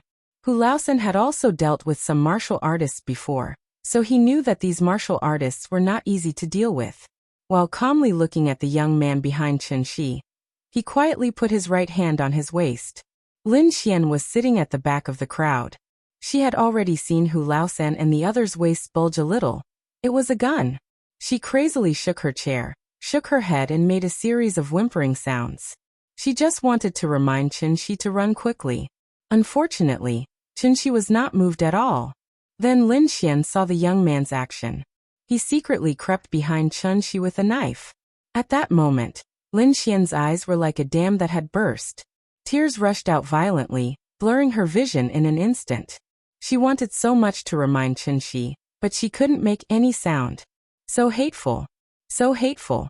Tears had already made her unable to see the things around her, but Lin Xian still tried her best to widen her eyes, wanting to signal Chen Shi to be careful behind him. But at that moment, she suddenly saw a trace of pity in Chen Shi's eyes. The eyes were the window to the soul. Through the eyes, one could have a keen insight into other people's minds. Lin Xian's eyes were filled with despair, but Chen Shi's eyes were filled with pity. Suddenly, Chen Shi's right hand moved slightly. Then Lin Xian's chest tightened and her vision turned black. She suddenly fainted. Before she fainted, she saw the shining knife in the young man's hand. Little Six was a little excited as he waved the dagger in his hand. As long as he stabbed the knife in, he would get 10 million yuan. Although he might get less than 1 million yuan out of the 10 million yuan, Little Six was already very satisfied. Hu Laosen had brought them to do many big businesses over the years, but none of them were as easy as today's. Little Six was so excited that the hand holding the knife was trembling slightly. Fortunately, that person didn't notice anything strange about him. Little Six successfully found his way to the person's back. Then he raised the dagger and stabbed upwards. Hu Laosen had taught them that they should aim for the waist when stabbing, then stab diagonally from the bottom to the top. Because of this, the dagger could pierce through the bones and directly into the organs. They weren't street gangsters, but lawless maniacs who ran for their lives. When stabbing someone, they naturally had to stab to death. Little Six was a little excited as he stabbed with the knife. But before he could be happy, a hand suddenly appeared in his line of sight. Then, his neck suddenly felt like it was clamped by a steel clamp. He was like a little chick, being choked by the neck and lifted into the air. Little Six struggled with all his might. Because his neck was being choked, Little Six's face instantly turned red because of the rush of blood. He bulged his eyes and struggled with all his might. Maybe it was because he was used to big waves, but Little Six quickly calmed down. Then he immediately grabbed Chen Shi's arm with his left hand and stabbed at Chen Shi's wrist with the knife in his right hand. Seeing this, Chen Shi immediately lifted Little Six's neck and threw him to the side. Then Little Six's whole body flew out like a rag doll and hit the load-bearing pillar next to him. Little Six. Hu Laosen couldn't help but exclaim at the sudden change of events. Bang! Bang! Bang! Hu Laosen didn't hesitate to take out a pistol from his waist. He raised his hand and fired 3 shots at Chen Shi. This was a real desperado. In their hands, the gun was a practical tool, not just a toy used to scare people. Hu Laosen was very confident in his marksmanship. Since he had chosen to make a living in this field, his marksmanship was the only way to ensure his survival. The crisp gunshot suddenly sounded in the empty unfinished building. Although there was a silencer installed, the sound still made Zhao Yuan's ears ring. Blocking bullets with a car door was a plot that only existed in movies. Only those who had seen a gun knew how terrifying the lethality of a gun was. Thanks to Leader. It's not that I'm ugly, it's that there's something wrong with your eyes. Quiet and promising too. Book friend 20171011145459383196701005. Curry rice, sushi, and several bosses for their tips.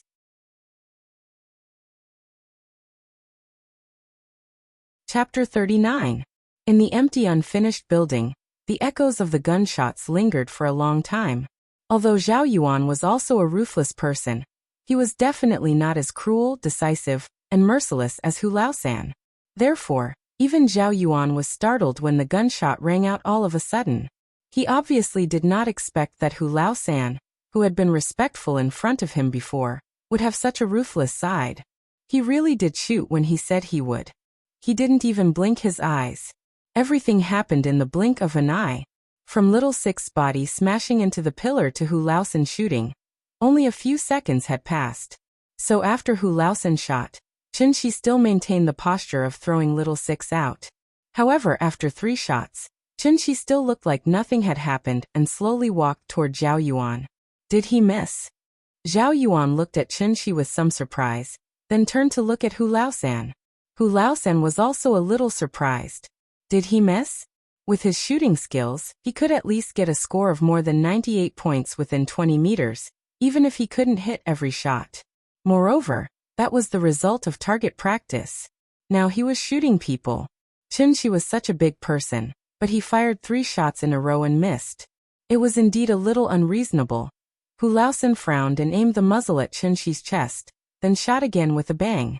This time he finally saw Chen Shi's movements clearly. It turned out that Chen Shi had dodged to the side a second before he shot, and then recovered at a very fast speed. The initial speed of a pistol bullet was about 300 meters per second, and Chen Shi's current movement was not as fast as the bullet. The reason why Hu Laosan could not hit him was that Chen Shi had already judged the direction of the bullet the moment Hu Laosan aimed the muzzle at him, and made the corresponding dodging action in advance. Damn, this kid is really weird. With this, Chen Shi finally gave Old Third Hu the most direct understanding of martial arts. After fiercely spitting a mouthful of thick phlegm onto the ground, Hu Laosan's expression suddenly turned ferocious as he raised his gun and aimed it at Chen Shi. Bang, bang, bang, bang. At the same time, Chen Shi suddenly quickened his pace. His entire body seemed to have turned into a white shadow, and in an instant, he was already more than 10 meters away. In the blink of an eye, Chen Shi had already appeared in front of Old Third Hu. Hu Laosan was shocked. He raised his pistol and wanted to shoot again. But at this time, Chen Shi reached out and grabbed him by the neck, then lifted him up. Just like how he treated Little Six before, he ruthlessly threw him to the supporting pillar at the side. Bang! Hu Laosan's body heavily smashed against the load-bearing wall, and then slid down along with the wall to the ground, raising a huge cloud of dust. Because the situation changed too quickly, when Zhao Yuan came back to his senses, the one standing next to him was no longer Hu Laosan, but Chen Shi. Zhao Yuan sat in the wheelchair, slightly raising his head and looking at Chen Shi. Chen Shi's eyes were very calm, without any emotion in them, as if he was looking at a dead person at this moment. Zhao Yuan felt as if he had fallen into an ice cellar, which was exactly the same feeling as that night in Sally's restaurant. Damn, why are you still in a daze? Kill him for me. Shoot. All of you shoot. Zhao Yuan came back to his senses and hurriedly controlled the wheelchair to move back. Instinctively, he wanted to stay away from Chen Shi. After hearing his roar, the remaining 4 big men suddenly woke up and took out their pistols to aim at Chen Shi. At this time, Chen Shi moved again. He suddenly swung his arms to both sides, and 4 coins instantly flew out of his hands. Like accurately guided missiles, they accurately hit the middle of the 4 big men's foreheads. Poochie, after a few soft sounds, the 4 coins respectively went through the 4 big men's skulls, drawing a long blood flower in the air. They still maintained the posture of standing with guns, but the back of their heads was like a broken water pipe, with blood constantly spurting out. A few seconds later, the 4 big men's bodies fell straight to the ground. Dead. What happened in front of him was completely beyond Zhao Yuan's understanding. The 6 lawless fanatics that he found with 10 million yuan fell down just like that? How could it be? How could it be? Zhao Yuan's lips trembled slightly, and his face was completely like he had seen a ghost. He couldn't believe his eyes as he glanced at Old Third Hu lying on the ground. Then he looked at the 4 big men lying motionless on the ground. Finally, when he saw that Chen Shi was still walking towards him, Zhao Yuan collapsed. He operated the wheelchair to move back at the fastest speed, and crazily roared, "Don't come over! Don't come over!" He was not even afraid of guns, and could take people's lives with a light wave of his hand? Was he a human or a monster? Was it really so powerful to practice martial arts? Zhao Yuan sat in the wheelchair, and kept moving back. Suddenly, his wheelchair got stuck on a piece of concrete. Zhao Yuan didn't react for a moment, and was still crazily pressing the back button of the wheelchair. The wheel was stuck in the crevice and kept spinning, causing him to fall to the ground with his back facing the sky as if he was a spring onion. This fall was not light, but after Zhao Yuan fell to the ground, he got up and wanted to run, regardless of the pain in his body. "Don't kill me, don't kill me." Zhao Yuan struggled to crawl forward, muttering to himself. Obviously, he was scared out of his wits by Chunxi. Chunxi looked at his back and didn't chase him, but said softly, "I said that ignorance gave you great courage. Now do you understand?" After that, Chunxi no longer looked at Zhao Yuan's ugly appearance but turned to Lin Xian. Lin Xian was tied to the chair with her head tilted, and Chunxi gently lifted her head. When he brushed Lin Xian's hair to the side and saw the bruises on her pretty face, Chunxi couldn't help but feel a little guilty. It was all because of him that Lin Xian was brought this unexpected disaster. After a sigh, a ball of fluorescent flame suddenly emerged from Chunxi's fingertip. He gently flicked his finger, and the ball of flame suddenly fluttered like a dandelion in the wind, slowly falling on Zhao Yuan's body. Then Zhao Yuan's shrill scream echoed in the unfinished building. He said that he would let Zhao Yuan understand what it meant to skin him alive and pull out his tendons, and naturally, he wouldn't go back on his words. Although he didn't really want to skin Zhao Yuan alive and pull out his tendons. However, the pain caused by the direct burning of the soul was far less than that of skinning and pulling out his tendons. In the soaring fire, Chunxi held Lin Xian by the waist and slowly walked out of the abandoned building. "Thank you to several bosses can beat the shit out of you. Shao Jiamei-song, Regretful Life, Funing Yang Shuo, and Liang for their tips."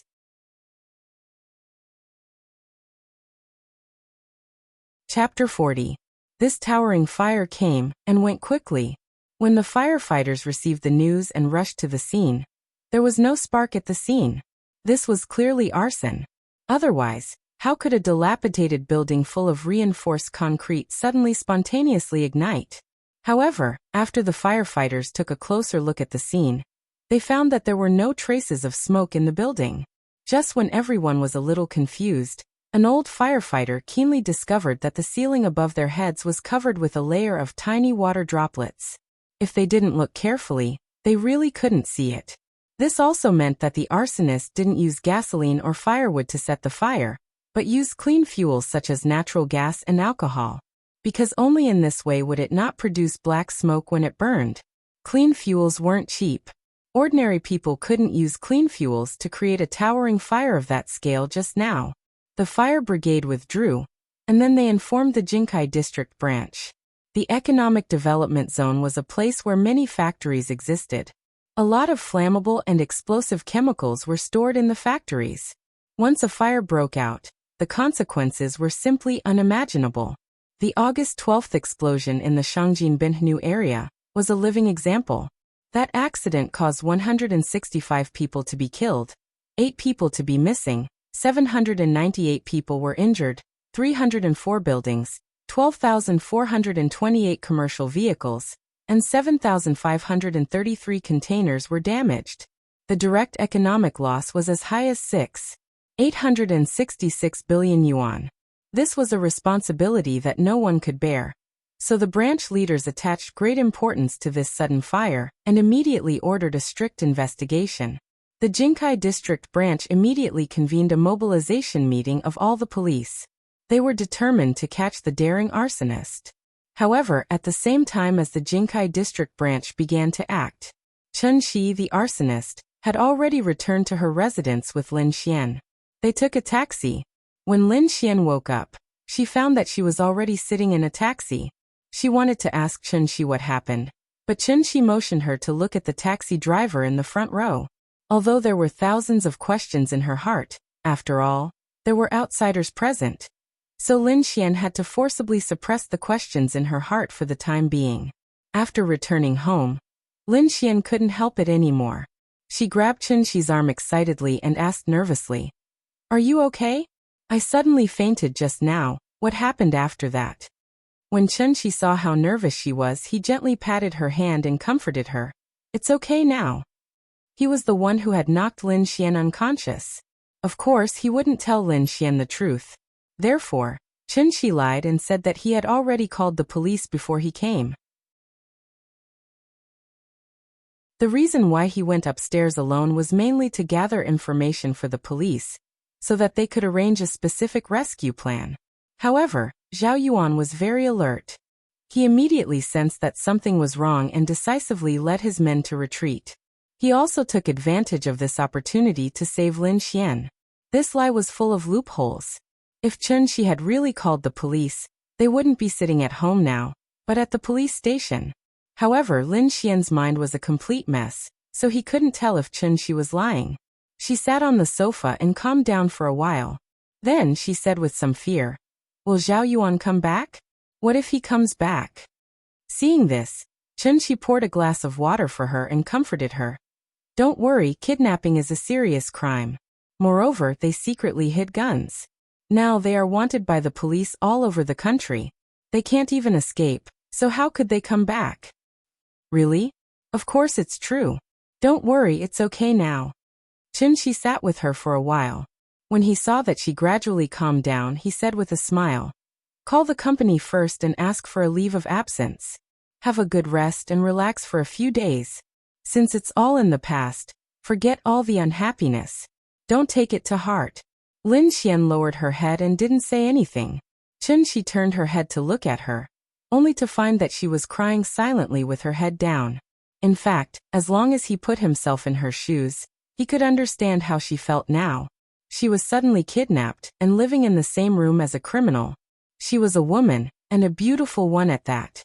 To put it bluntly, she could have been violated at any time. That kind of constant mental stress didn't crush her on the spot, which was really good.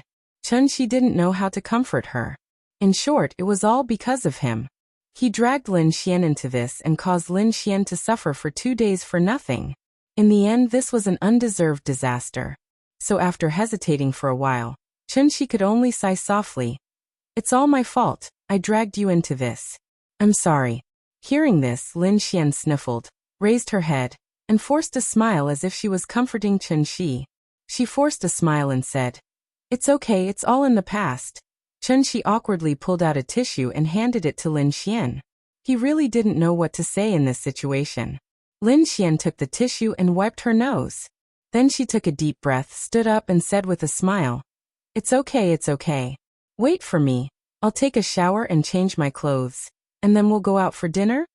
Chunshi was stunned for a moment, then quickly nodded and responded, "Okay, go quickly, I'll wait for you. It's my turn to treat today." Lin Xian's house was bought with her own savings. The house was not big, only one suite, but the decoration was very warm. She nodded, then turned and walked toward the bedroom.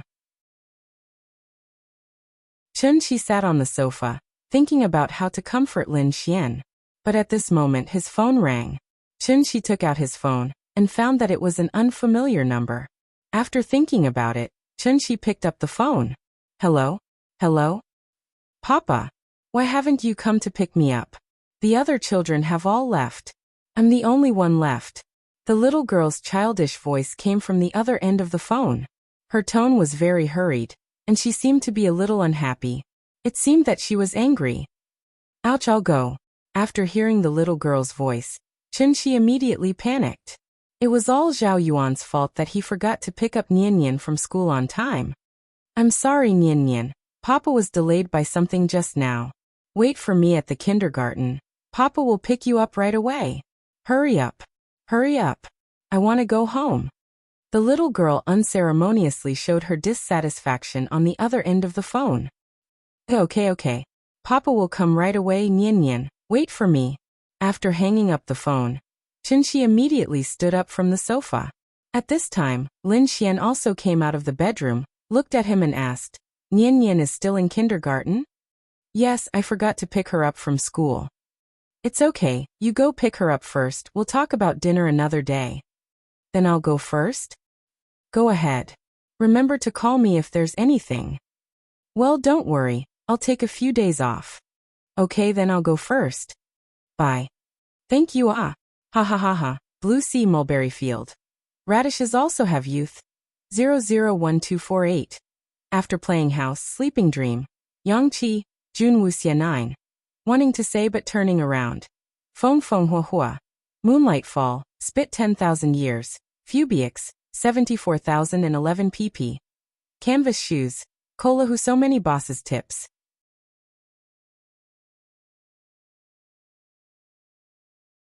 Chapter 41.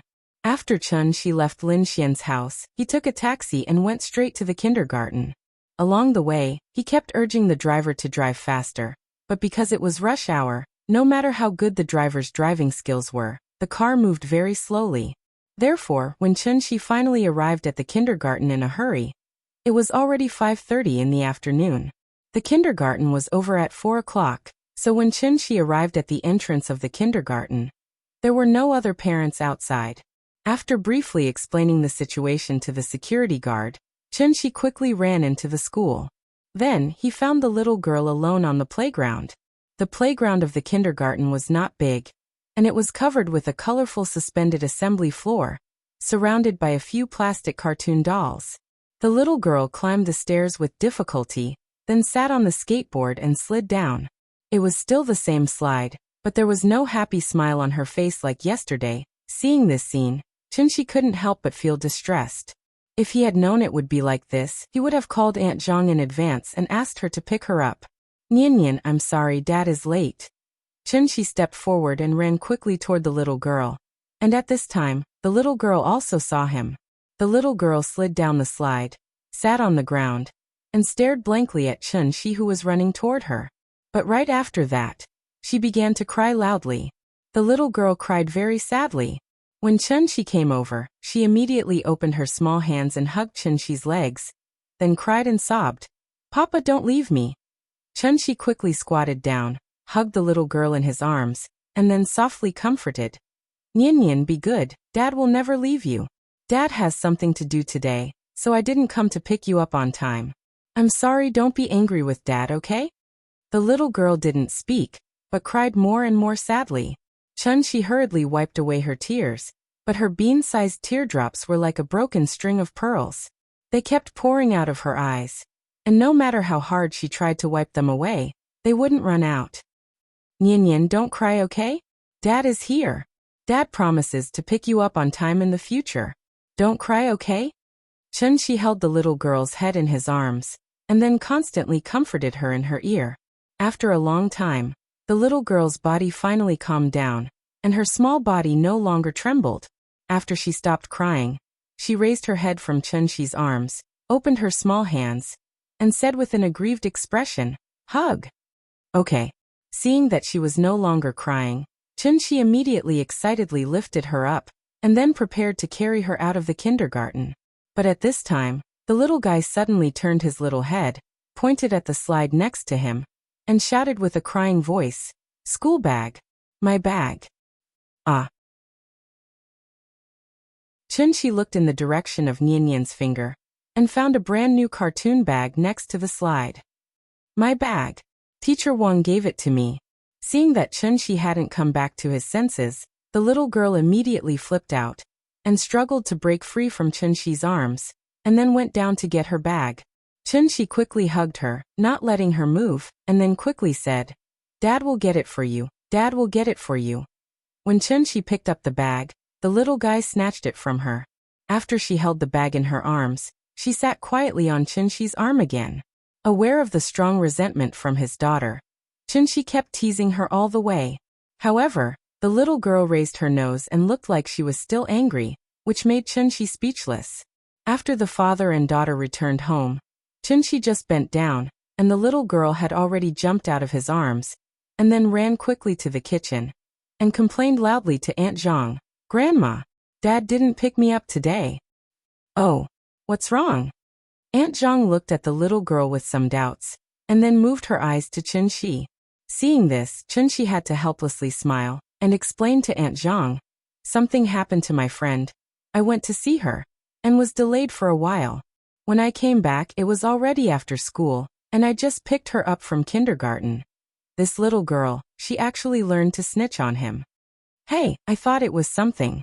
If you have something to do in the future, tell me in advance, and I'll pick her up." Aunt Zhang touched Nian's head, and then motioned her to go out and play with her father. Seeing that Aunt Zhang did not make a decision for her, the little girl pouted and ran to turn on the TV by herself. During this period, no matter how Chunxi coaxed her, she did not say a word to Chunxi. This was the first time the little girl was angry with him, and Chunxi did not know whether to laugh or cry.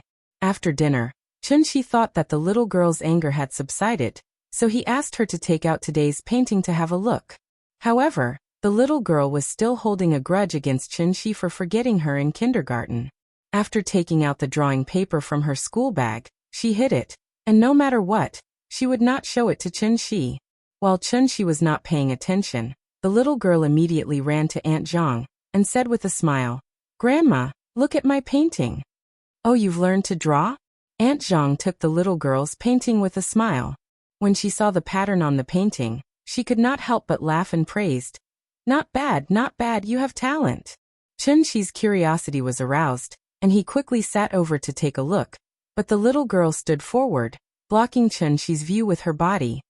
"I won't show it to Papa." Chunxi smiled awkwardly. He was being disdained.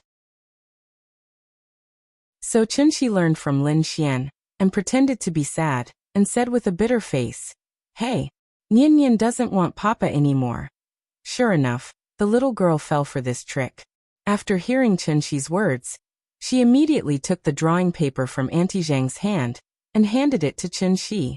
She quickly said, "Papa, here you go." "Good girl."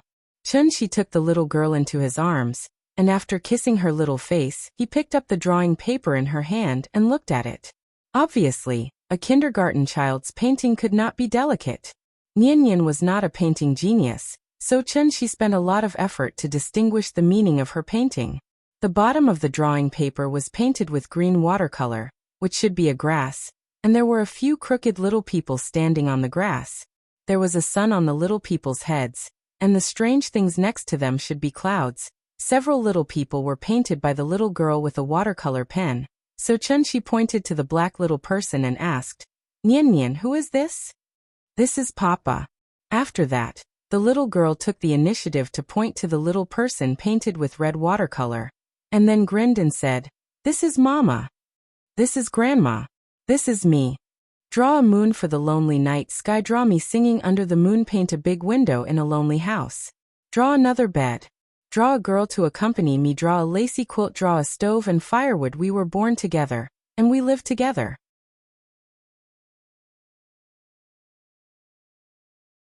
Chapter 42.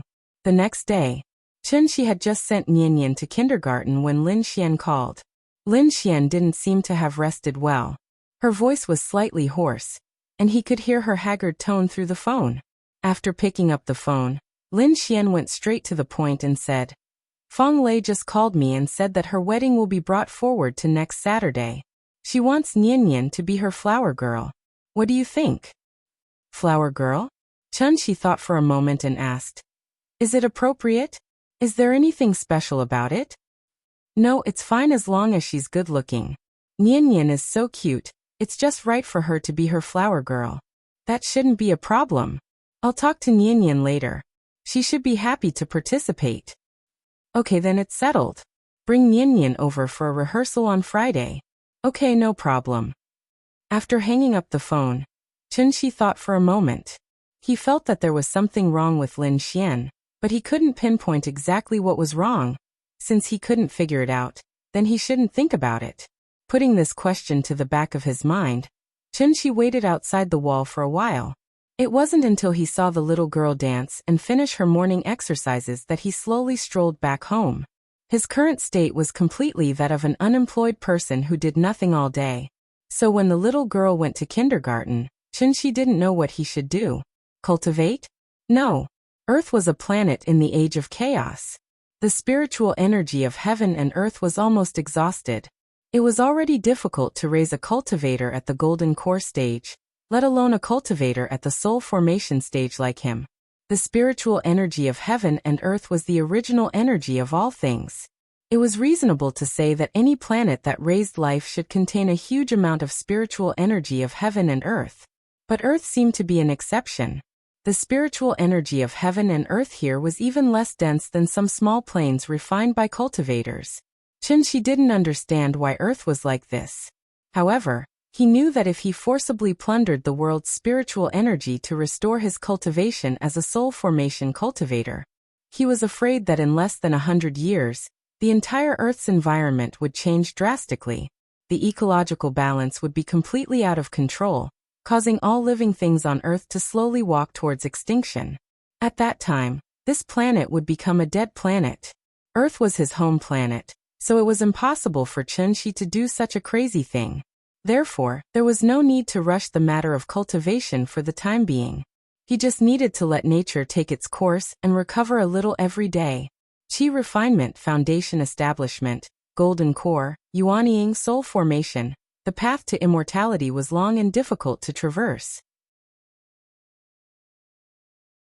Every time a cultivator crossed a major realm, they would undergo an extraordinary transformation. However, it was extremely difficult to raise one's cultivation level. Many people with mediocre aptitude were even trapped in the refinement stage for their entire lives, wasting away their entire lives. In the end, under the endless torment of time, they resentfully turned into a pile of dirt. Chen used 500 years to cultivate to the soul formation stage, and was known as the #1 genius of the Sky Yen sect in 1,000 years. He was as famous as the divine sons and saintesses of all the realms in the universe. His name topped the prodigy roll, and he was given the title of Divine Lord Dawn. The last person to receive this title was his master. The soul formation stage wasn't the end of the path to immortality. Above the soul formation stage were the insightful void stage, Tao integration stage, tribulation stage, Mahayana stage. So the soul formation stage wasn't powerful? Powerful was relative. After all, the heavenly jade world hadn't experienced a heavenly tribulation for tens of thousands of years. His master once said that he would stop at the soul formation stage in this lifetime. Chen originally thought so too. However, after spending this period of time with the little girl, he vaguely had a mysterious feeling. Perhaps, thinking of this, Chen shook his head violently and immediately threw the sudden thought out of his mind. Then he walked on the street and recited loudly like a lunatic. 30 acres of land, a cow, a wife and children, a heated Kong porridge, steamed buns, 2 tails of wine. While he was chanting, his phone suddenly rang, interrupting his shameful behavior. Chen took out his phone and saw that it was a call from Ning Qiutong. Mr. Chen, there's news about the thing you asked me to do last time. Really? Hearing this, Chen couldn't help but widen his eyes slightly. He asked somewhat nervously, have you found her? Not yet. Ning Qiutong was shocked by his sudden increase in volume. After a moment of silence, she continued, I've checked. There are a total of 56 women in the country named Qin Ruoying, but there's only one who meets your requirements. This news was so shocking that Chen couldn't control himself and immediately blurted out, where is she? Ning Qiutong felt that his condition was a bit strange, so she didn't beat around the bush and directly spilled the beans like a bamboo tube. She said quickly, according to the information I found, the last time Qin Ruoying used her ID was 3 years ago during the Spring Festival. She flew from Zhonghai to Shangjing, and there was no news after that.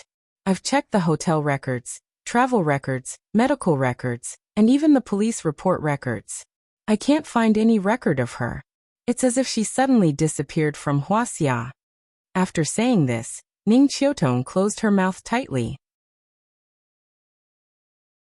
On the other end of the phone, Chen slightly rapid breathing could be heard. Ning Qiutong held the phone and waited for a while before there was finally some movement on the other end of the phone. Shangjing.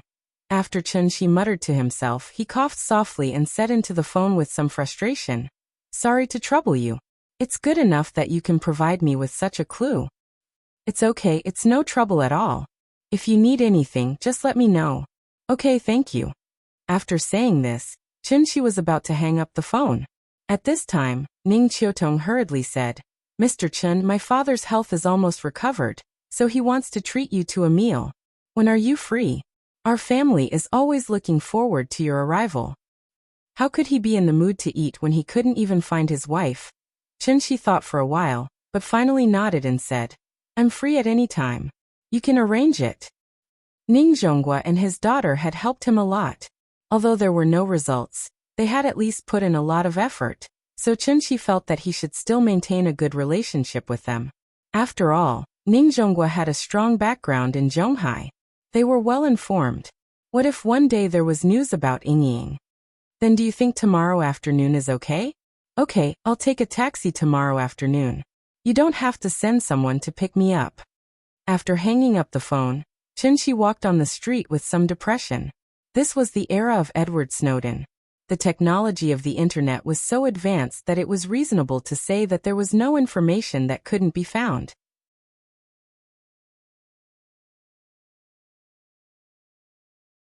Chapter 43. In the afternoon. As soon as Chunshi got home, Auntie Zhang told her that she was leaving.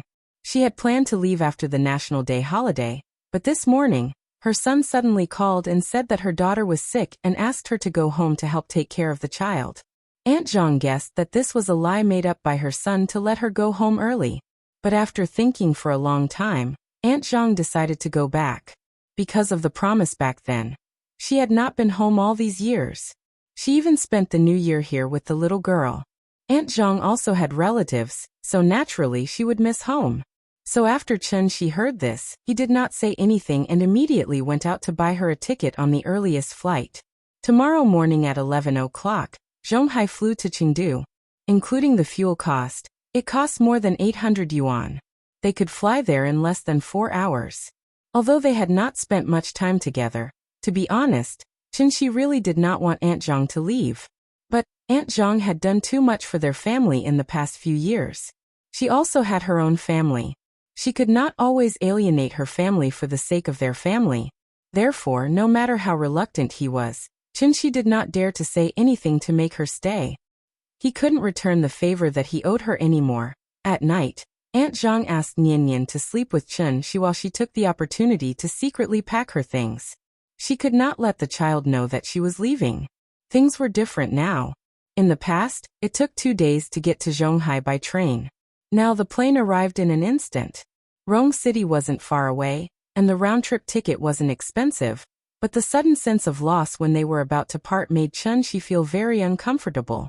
That night, Chunshi did not sleep. After coaxing the little girl to sleep, he rushed out a few protective jade talismans overnight. Although they were called protective jade talismans, they were actually 3 guanyin pendants that he bought after haggling at the jewelry store in the afternoon for 300 yuan. A jade pendant for 100 yuan. Without looking, he knew that this was the most worthless Xiaoyan jade. You get what you pay for, so even the guanyin carved on it was a little crooked. After some processing, Chunshi engraved a miniature defensive formation on the back of the guanyin pendant. Every time the wearer's life was in danger, the formation would be activated, and the effect was enough to withstand the impact of a large truck. The law and order in Huaxia had always been good. Apart from accidents, there shouldn't be anything that could threaten Aunt Zhang's life. After weighing the jade pendant in his hand for a moment, Chunshi felt relieved and returned to his bed. The pure white moonlight shone into the room through the curtains. The little girl was sleeping soundly. Chunshi turned sideways and looked at her white and tender little face. He couldn't help but reach out and gently pinch her little face. The little girl seemed to have sensed something. After waving her little hand and patting the air, she turned around and pressed down on the quilt, revealing 2 short lotus-like legs. Chunshi smiled and tucked her in. Then he lay back on the bed and closed his eyes to meditate. The next morning, the little girl did not seem to notice that the atmosphere in the house was a little strange. Therefore, after breakfast, she happily said goodbye to her grandmother as usual. Aunt Zhang looked at the lively and cute little girl, and suddenly felt a little reluctant to part. So she reached out her hands and said kindly, "Hey Nian, you're such a good girl. Come, let Grandma hug you." Hearing this, the little girl immediately threw down her little school bag and jumped into Aunt Zhang's arms. "Oh Nian, you've grown up again. Grandma can't carry you anymore." Aunt Zhang tried to carry the little girl, and found that the little girl had gained a lot of weight. She estimated that she weighed 20 to 30 kilograms. "I can carry you. I can carry you." The little girl giggled and burrowed into Aunt Zhang's arms. "Grandma will send you to school today. How about it?" "Okay." The little girl sat on Aunt Zhang's lap and nodded vigorously. Aunt Zhang stood up with the little girl in her arms. After a few steps, she found that she could not carry Nian Nian anymore. Thus, she gently put the little fellow down and held the little fellow's hand as they walked out. Chunxi knew that Aunt Zhang could not bear to part with the child, so he did not say anything. After cleaning up the dishes, he silently followed the grandmother and granddaughter out of the house.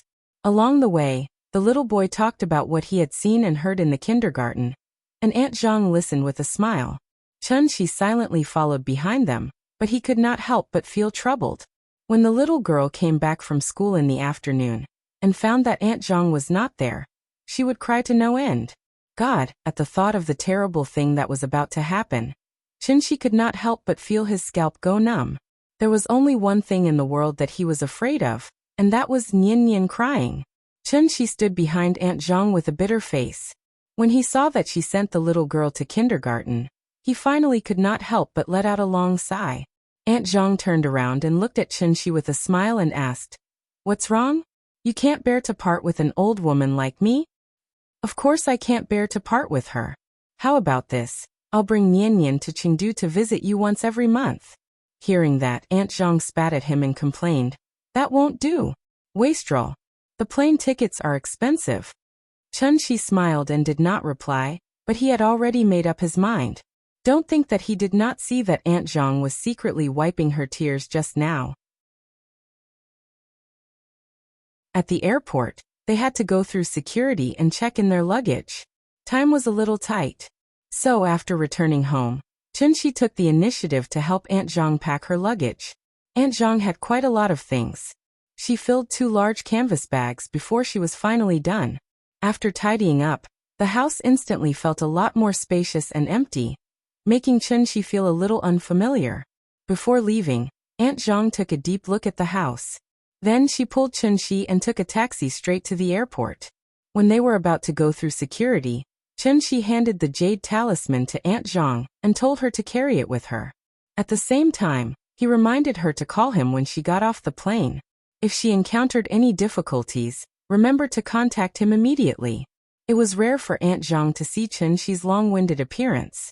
She did not know whether to laugh or cry. "You're a good child. Ying didn't misjudge you." This was the last sentence Aunt Zhang left before she left. This was the biggest difference between Earth and the heavenly jade world. 7 emotions. Joy, anger, worry, longing, sorrow, fear, shock. Only here could Chunxi deeply understand that he was still a human, and not an immortal cultivator who blindly pursued the heavenly Tao. It was said that in order to successfully pass the heavenly tribulation and become an immortal emperor, the first thing one had to do was to have no distractions, no desires, and no attachments. Was this the so-called heartless Tao, unruffled Tao, and heartless Tao? Chunxi pondered for a moment. He still felt that.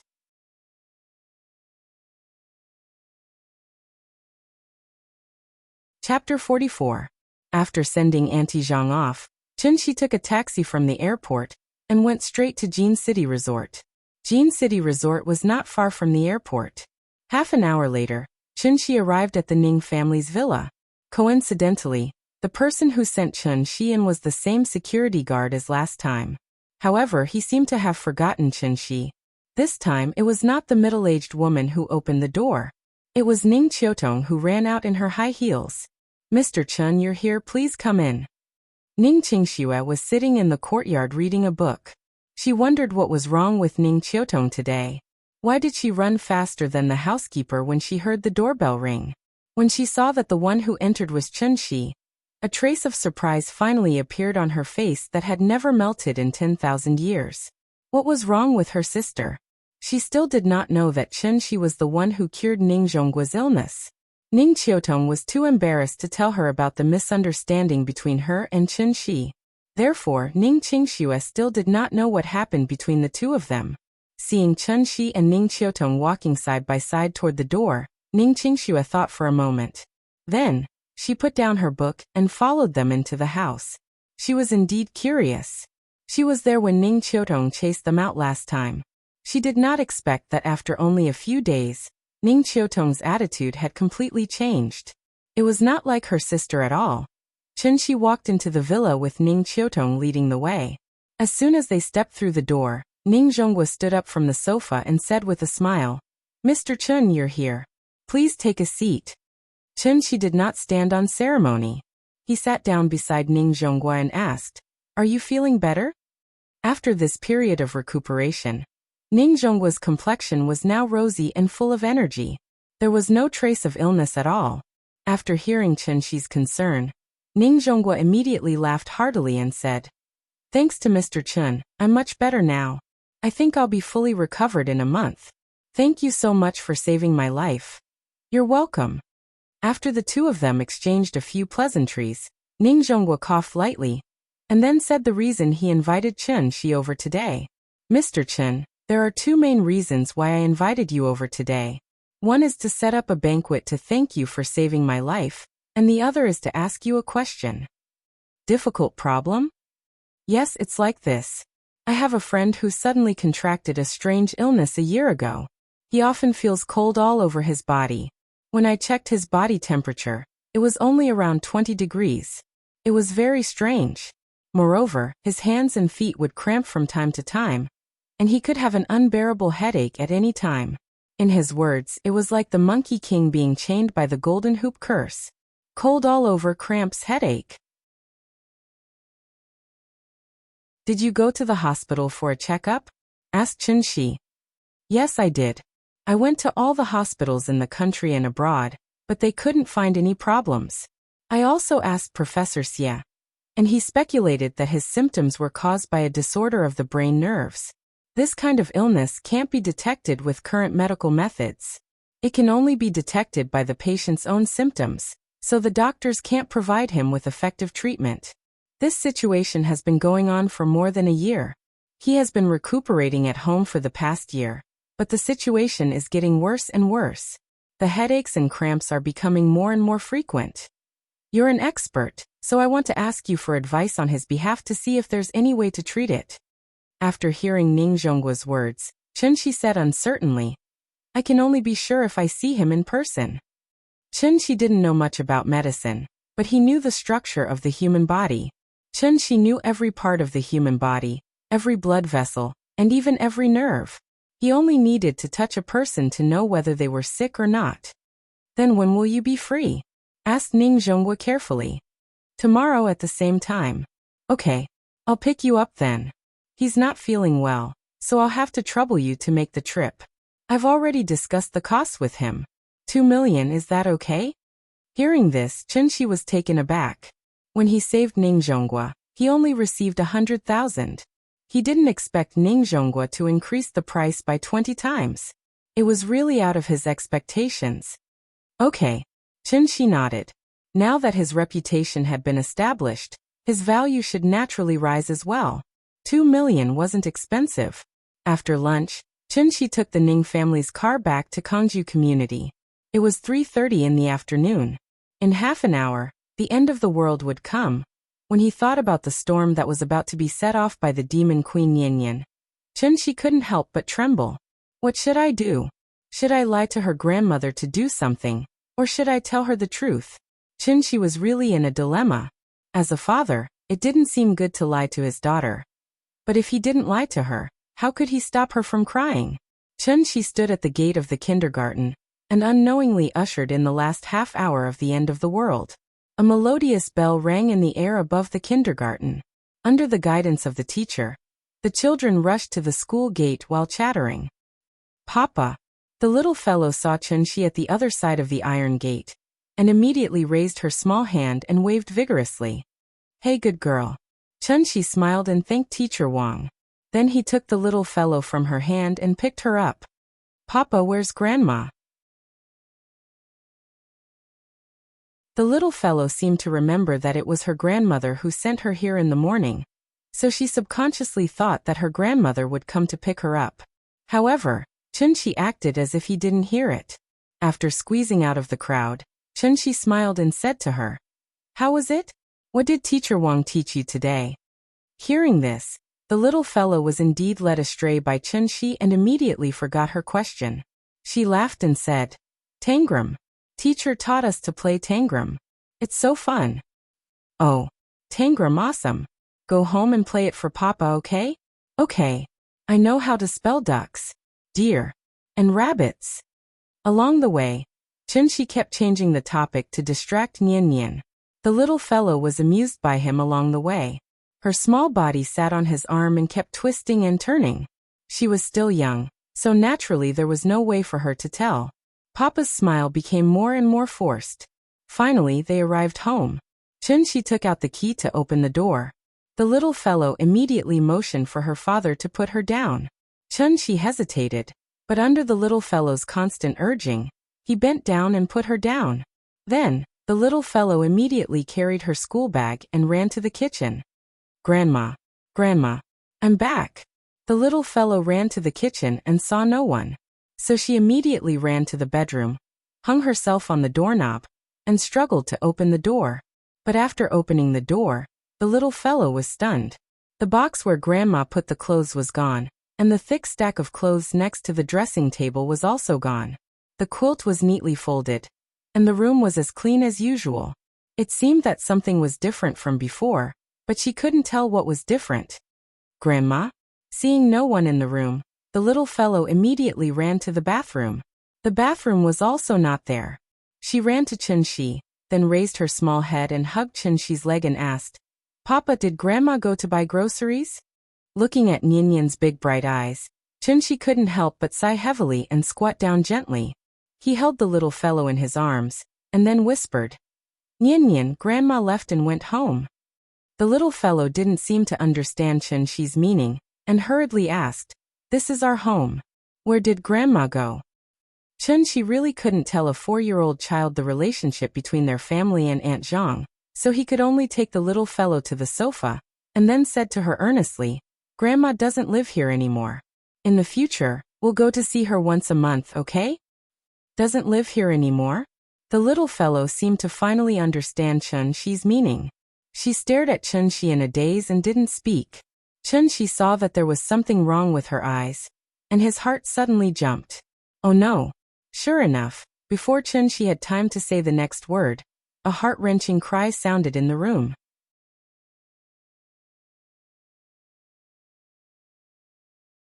Chapter 45. If there were tears, it was called crying. If there were silent tears, it was called crying. If there were no tears, it was called crying. Crying was very common, and crying was often seen in grief. Only crying was not common. If there were no tears, it was called crying. How could she cry when her tears had dried up?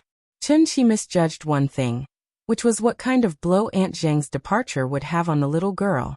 She sat sideways on Chunshi's lap, with her little head tightly leaning on Chunshi's chest. Her tears had already wet his clothes. Because she had cried for too long, her voice was a little hoarse. There was a sense of pain and despair in her crying, which made Chunshi's heart ache. Nian Nian, don't cry, okay? Grandma just went home. She has her own family. That's her home. Chunshi gently lifted the little girl's head and carefully wiped her tears. But Nian Nian couldn't say anything. Her eyes were tightly closed, and her little mouth opened involuntarily. She kept wailing, which was close to a roar, from her throat. Although Chunshi had already mentally prepared himself, it was only at this moment that he truly understood what it meant to be in despair. There was no other way. No matter how he persuaded, the little girl didn't even listen to a word. From the moment she entered the door and found that Grandma had left, she had been crying for a full hour. Oh my God! Once a 4 or 5-year-old child cried. It was absolutely impossible to hit or scold her. If he hit or scolded her at this time, it would simply be a head-on confrontation. It was completely meaningless and stupid. Therefore, as a parent, he could only carefully comfort her. When she thought it through and was tired of crying, she would naturally calm down. Chunshi understood the principle, but when this really happened, he still felt a little helpless. This should be a situation that every parent would encounter. At this time, the patience of a parent was extremely important. In terms of patience, no one on earth was better than Chunshi. But the problem was, he couldn't bear it. Seeing the little girl's grief, Chunshi couldn't wait to make her faint. But what about after she fainted? She would still cry when she woke up. There was no other way. Chunshi could only hold the little girl in his arms and keep saying, Daddy is still here. Daddy promises that every other month, Daddy will take you to see Grandma, okay? The little fellow still did not respond. Chunshi repeated it over and over again.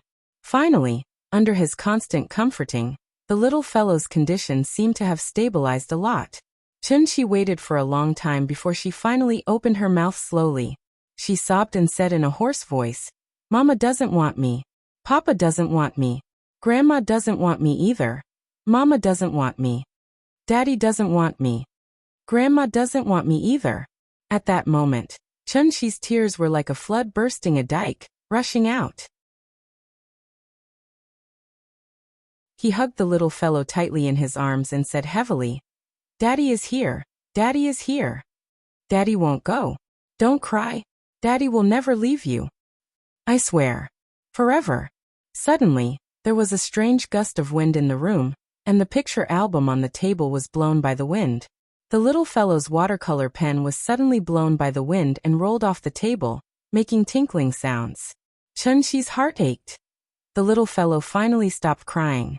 Because she was so tired that she fell asleep, Chunshi carried her to the bedroom, gently put her on the bed, and then gently covered her with the quilt. After going to the bathroom to get a hot towel to wipe the little fellow's face, Chunshi silently sat by the bed. It was almost August 15th, and the moonlight outside the window was getting brighter. He quietly looked up at the moon hanging in the sky, but there was an indescribable feeling in his eyes. Inging. Even if I have to plow the earth, I will find you. Come back, go back to our home. The next morning, when the little fellow woke up, Chunshi had already made breakfast for her. However, he just went to the bathroom and was about to get a hot towel to wash the little fellow's face. The little fellow's loud cries came from the bedroom again. Crying when she woke up, this situation was a bit serious. Chunshi quickly ran to the living room to find his mobile phone, and then directly called Aunt Zhang. On the other side of the phone, after listening to Chunshi's story, Aunt Zhang immediately said with some blame, "Why didn't you call me yesterday?"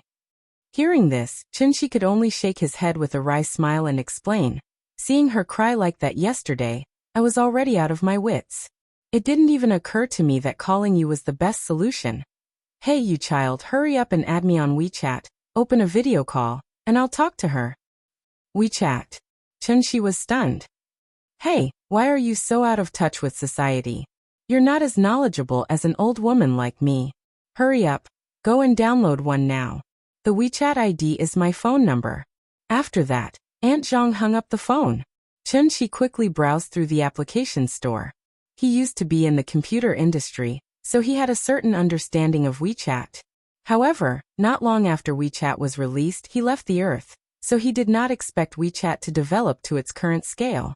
After Chunshi downloaded and installed WeChat as quickly as possible, he immediately applied for a number and used the nickname Nyanyan. The photo was a photo of him and the little fellow. Aunt Zhang's nickname was Zhang-san. As soon as Chunshi sent out the application, she had already accepted it. Then Aunt Zhang sent a video call request. "Hurry up, let me see my granddaughter. How can you take care of a child like this? I'm so worried." As soon as the call connected, Aunt Zhang heard the crying from Chunshi's side, so she quickly asked Chunshi to pass the phone to the little fellow. Chunshi trotted all the way into the bedroom with the phone. The little fellow was still sitting on the bed and crying. Chunshi handed the phone over. When Aunt Zhang saw the little fellow's pitiful appearance, she immediately said loudly, "Oh my good granddaughter, don't cry, Grandma is here." Hearing that kind and familiar voice, the little fellow opened her eyes in confusion. Chunshi sat next to her with the phone. At this time, the little fellow also saw Aunt Zhang on the screen, so she immediately stopped crying and shouted excitedly, "Grandma! Grandma! I miss you so much." "Good girl, Grandma misses you too.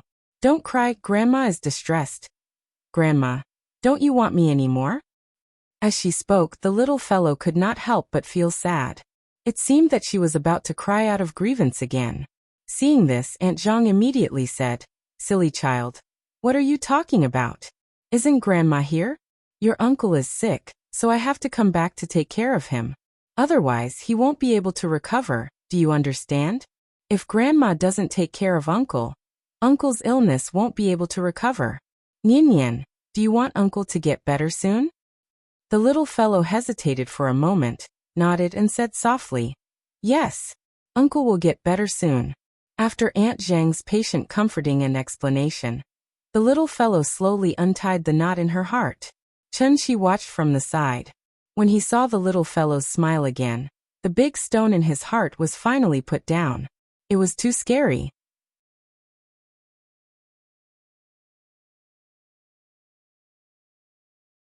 Chapter 46.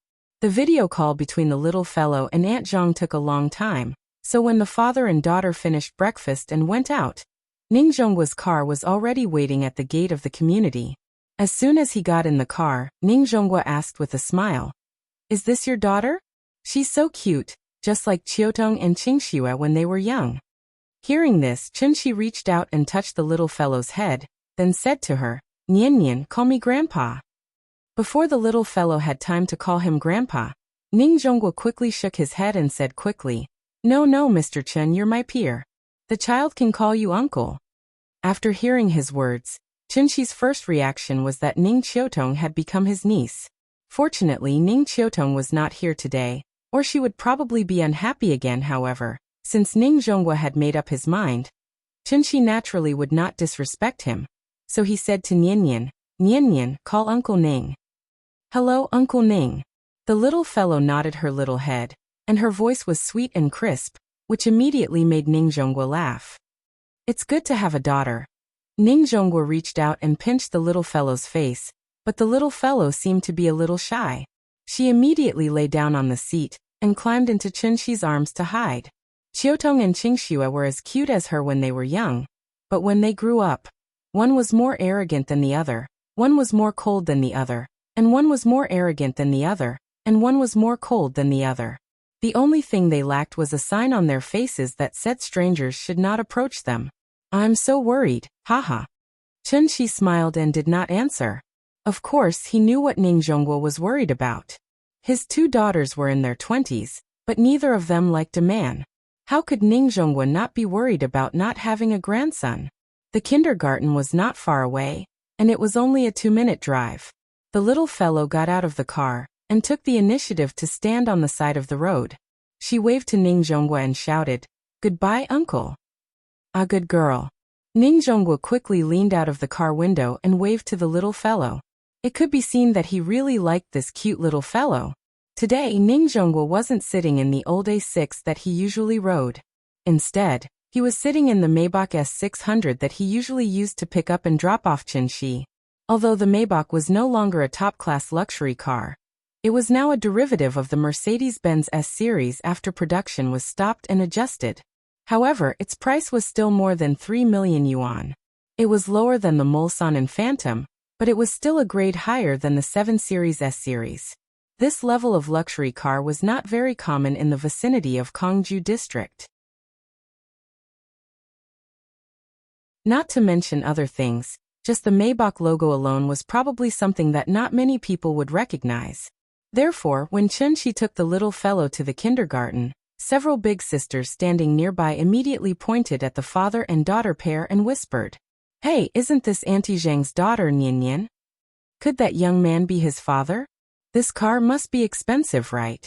The owners of the resettlement housing community were not necessarily poor, but the tenants of the resettlement housing community were definitely poor. The few big sisters had heard about Auntie Zhang's family. When they had nothing to do, they would chat a little and lament about Auntie Zhang's family's hard life. But now that they saw Chen-Shi get out of a luxury car, their eyes immediately became a little different. Regardless of whether the car was his or not, in short, it was already very unusual for this car to be sent here. If he had time in the future, he would have to find Auntie Zhang to chat a little. The voices of the few big sisters were very low, but Chen-Shi heard it clearly. Therefore, he smiled and did not take it to heart. Bringing the little fellow to the front of the school gate, Chen-Shi turned his cheek to let the little fellow kiss him. Only then did he satisfactorily hand her over to Teacher Wang. As the little fellow walked to the teaching building, she turned her head and said loudly, Goodbye, Papa. Remember to pick me up. Don't worry. Papa will pick you up on time. After the little fellow's figure disappeared from sight, Chen-Shi turned and returned to the car. Let's go. I have to come back to pick her up from school before 4 o'clock. A small hermit hides in the wilderness, a great hermit hides in the city. Songjiang National Forest Park was located in the western suburbs of Zhonghai, 30 kilometers away from the city center. In ancient times, it was known as the Nine Peaks of Songjiang.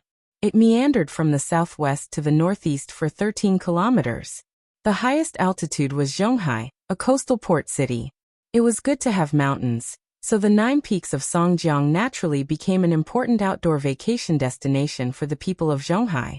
The Songjiang Villa area was the most famous villa area near the Nine Peaks of Songjiang. Many villas here were rented out for tourists to spend their vacation and earn a sky-high fee. Only the villa in the area was not rented out. There was even an independent entrance and exit that required a card to enter and exit. It was not noon yet. The morning sun was particularly dazzling. The golden light sprinkled a little bit of color in the forest. The trees were lush and the grass was green. Rolling down the window and taking a deep breath, the natural smell from the depths of the forest suddenly made people feel a lot more energetic. Chun-Shi silently felt for a moment, and found that even the spiritual energy of heaven and earth here was richer than other places. It was indeed beneficial to the body if one stayed for a long time. Ning Zhonghua himself was in the upper circle of Zhonghai, so the guests he introduced were obviously rich and respectable. The car stopped in the garden. Ning Zhonghua took the lead to get out of the car, and took the initiative to open the door for Chun-Shi. In terms of housing prices, this place might not be as exaggerated as Jean City Resort, but it had an advantage that Jean City Resort could never compare to. A 500 square meter large garden with an outdoor swimming pool. Old Zhang really knows how to choose a place to raise people. Ning Zhonghua took a deep breath. Although it was not the first time he came here, he would always exclaim like this every time he came. Chun-Shi did not follow. After getting out of the car, he stood in the same place and kept looking around. It seemed that he was very interested in this manner. Ning Zhonghua waited for him for a moment. When Chun-Shi came over, he smiled and introduced him. Mr. Chun, actually it's strange. Ever since old Zhang got this disease, he couldn't cure it no matter how hard he tried. But unexpectedly, as long as he lived here, his disease was effectively controlled, and the frequency of his attacks was significantly reduced. Chun-Shi did not reply to him after getting out of the car. Ning Zhonghua saw that he did not seem to be listening at all, so he smiled awkwardly. Chun-Shi was an expert, so naturally, he would not be angry. After thinking for a while, Ning Zhonghua muttered to himself, "Could it be that this place is really good for raising people? Should I move here in the future?" At this moment, Chun-Shi suddenly stopped and looked at Ning Zhonghua seriously. "He's not sick." Not sick. Mr. Chun, what do you mean? I don't understand." The sentence that came out of nowhere made Ning Zhonghua a little confused. Just as he was about to ask for more details, Chun-Shi walked directly to the door of the villa. In Ning Zhonggua's eyes, this was a villa with bright sunshine. As far as the eye could see, it was full of flowers, green grass, and blue sky. But in Chun-Shi's eyes, this exquisite villa was shrouded in a layer of dark clouds.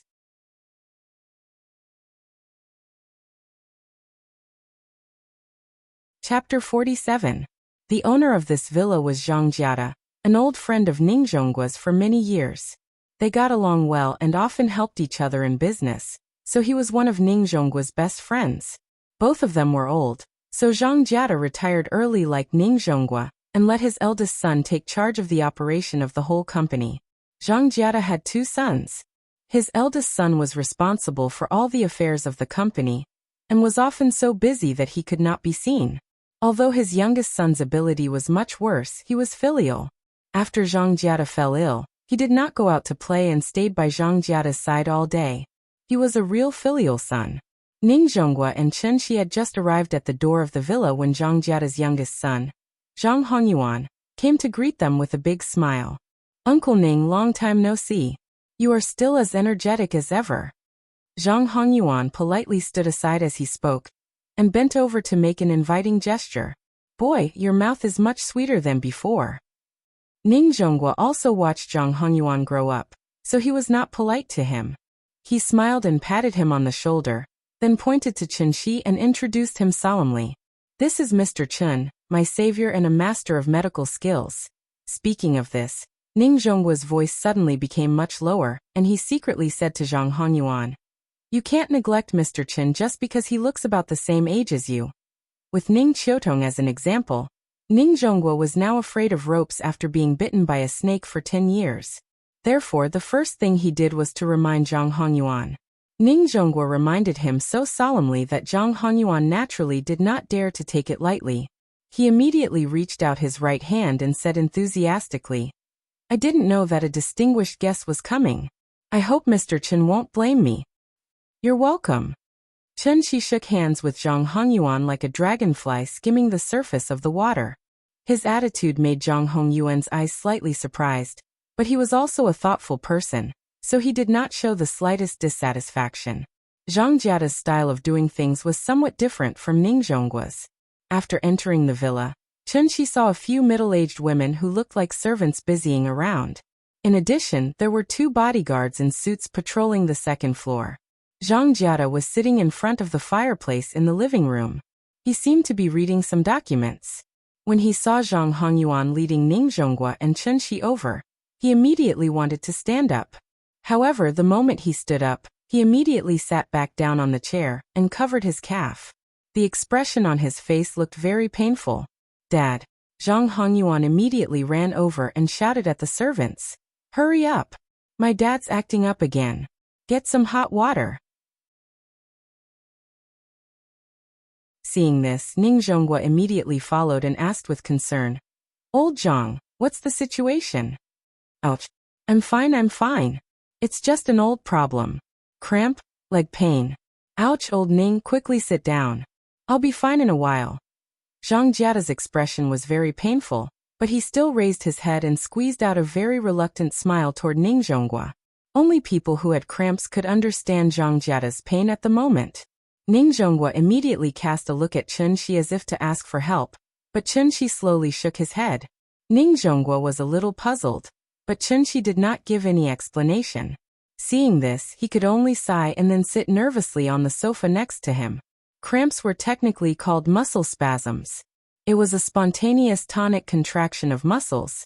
Muscle spasms in the calf and toes were the most common. There were mainly several reasons for the outbreak. 1. Cold stimulation. Going into the water without warming up was the most likely situation to cause cramps. Or it was when sleeping at night, exposing the legs outside the quilt and being stimulated by the cold. 2. Insufficient rest or too much rest would cause cramps. 3. Incorrect sleeping posture. There were still a few days before the Mid-Autumn Festival. The recent average temperature in Zhonghai was about 26 degrees. No wonder old Zhang lit the fireplace in this weather. Looking at his posture, the cramps were getting more and more frequent. And it was precisely because of the frequency of cramps that less than 30 seconds after Zhang Hongyuan shouted for hot water, a middle-aged woman hurriedly ran out with a 40 to 50 centimeters high basin for washing feet. "Dad, come, put your legs down. You'll be fine after a hot bath." Zhang Hongyuan took the wooden bucket from the middle-aged woman, then squatted on the ground, immediately rolled up Zhang Jiada's trousers, and then carefully put his legs into the bucket. When cramps, even a slight movement would be very painful. In addition, the temperature near the fireplace was too high, so Zhang Jiada immediately sweated. Zhang Hongyuan washed Zhang Jiada's feet with a towel, while Ning Zhongguo and Chen Shi watched silently. In terms of severity, Zhang Jiada's illness may not be as serious as Ning Zhongguo's illness. But his illness was simply a torment, so Ning Zhongguo frowned as he watched from the side. Zhang Hongyuan silently washed his father's feet, constantly wiping his calves with hot water. After more than 10 minutes, Zhang Jiada finally let out a long sigh and lay on the chair weakly. "Old Ning, I've embarrassed myself." Zhang Jiada recovered for a moment, then adjusted the back of the chair and said weakly. His chair was very high-end, like a wheelchair and a recliner. "How is it? Do you feel better?" "Better, it's okay. I'm already used to it." After resting for a while, Zhang Jiada controlled the chair and slid it in front of Ning Zhongguo, and said helplessly, "Cramps in my calves are considered good. You haven't seen me when I have a headache. It's just that it makes people want to die. Old Ning, you don't know, because of this illness, I'm now depressed. I'm not even human or ghost. I don't even dare to take a step out of the house, afraid that I'll get sick as soon as I go out. Old Zhang. Ning Zhonghua looked at him with a complicated expression. Just as he was about to comfort him and introduce Chen Shi to him, a sad look suddenly flashed in Zhang Jiada's eyes, and then he sighed softly and said, I want to die. Hearing this, Ning Zhonggua's face suddenly changed, and then he shouted angrily, What nonsense are you talking about? Those who have cancer are not as sad as you are. I've already invited a miracle doctor for you. I don't believe that your illness can stump Mr. Chen. After that, Ning Zhonghua gestured to Chen Shi and said in a deep voice, Mr. Chen, I'll have to trouble you to check on him. Zhang Jiada knew Ning Zhonggua's character very well, so when he saw Ning Zhonghua looking at the young man with a serious face and an expression of incomparable respect, he couldn't help but feel a glimmer of hope. Old Ning never joked about important matters. If this young man could make him so respectful, he must have some skills. Thinking of this, Zhang Jiada struggled to sit up and said politely, Mr. Chen, let me tell you about my situation first. Hearing this, Chen Shi shook his head and said, No, I already know about your situation. Ah. Zhang Jiada was stunned and asked suspiciously, You know about my illness? Yes. Chen Shi nodded, and then said something that suddenly made Ning Zhonghua and Zhang Jiada's faces change dramatically.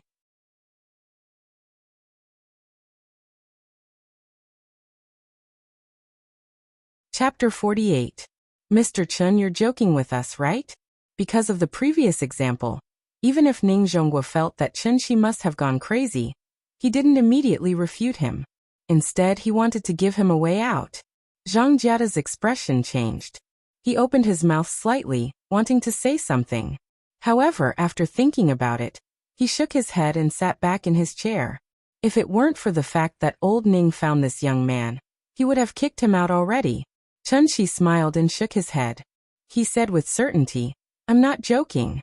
After that, Chen Shi looked around the mansion with interest. According to Ning Zhonggua's understanding of Chen Shi wasn't the kind of person who would speak without thinking. After much consideration, Ning Zhonghua asked cautiously, Mr. Chen, I believe you. But can you be more specific with your words? You've seen old Zhang's condition, but you said that he's not sick. We really can't understand this. After hearing this, Chen Shi looked away and asked Ning Zhonghua seriously, Do you want to know why? Please give me a few pointers. Okay, but don't blame me for keeping you in suspense. Before that, I have to ask you a few questions. Chen Shi looked at Ning Zhonghua seriously. Please go ahead. First question, do you think there are ghosts in this world? After hearing this, Ning Zhonggua's expression suddenly changed. He asked with uncertainty, Ghosts? After saying this, he couldn't help but look at Zhang Jiada. Zhang Jiada glared back at Ning Zhonghua unhappily, as if blaming him for finding him a charlatan. However, because of his understanding and trust of old Ning, Zhang Jiada had to suppress his anger for the time being. He wanted to see what the two of them were up to. Don't hesitate, just tell me your answer. Chen Shi didn't seem to notice Zhang Jiada's expression. Instead, he asked Ning Zhonghua. Ning Zhonghua thought for a while and said hesitantly, Maybe? Okay, let me ask you the second question. What do you think a ghost should look like? Ning Zhonghua was confused. He really didn't know what was wrong with Chen Shi today. If it weren't for the fact that his life was saved by Chen Shi, even he would have fallen out with him. Seeing that he did not respond, Chen Shi waited for a moment before asking his third question. Then what kind of abilities do you think ghosts should have? Forget it. Mr. Chen was a master. He wouldn't tease him for no reason. Having thought this through, Ning Zhonghua straightened his expression and answered seriously. The ghosts that I know can confuse people's hearts, transform into thousands of forms, fly in the sky and burrow into the ground, and do everything. Except for being afraid of sunlight? But it seems that some ghosts are not afraid of sunlight. I heard that they appear during the day? Then where did you learn all this? Some legends passed down by word of mouth, as well as magazines, movies and TV shows. Alright, I'm done with my questions. Chen Shi nodded with satisfaction, then smiled again and said, Now it's my turn to answer your questions. Please.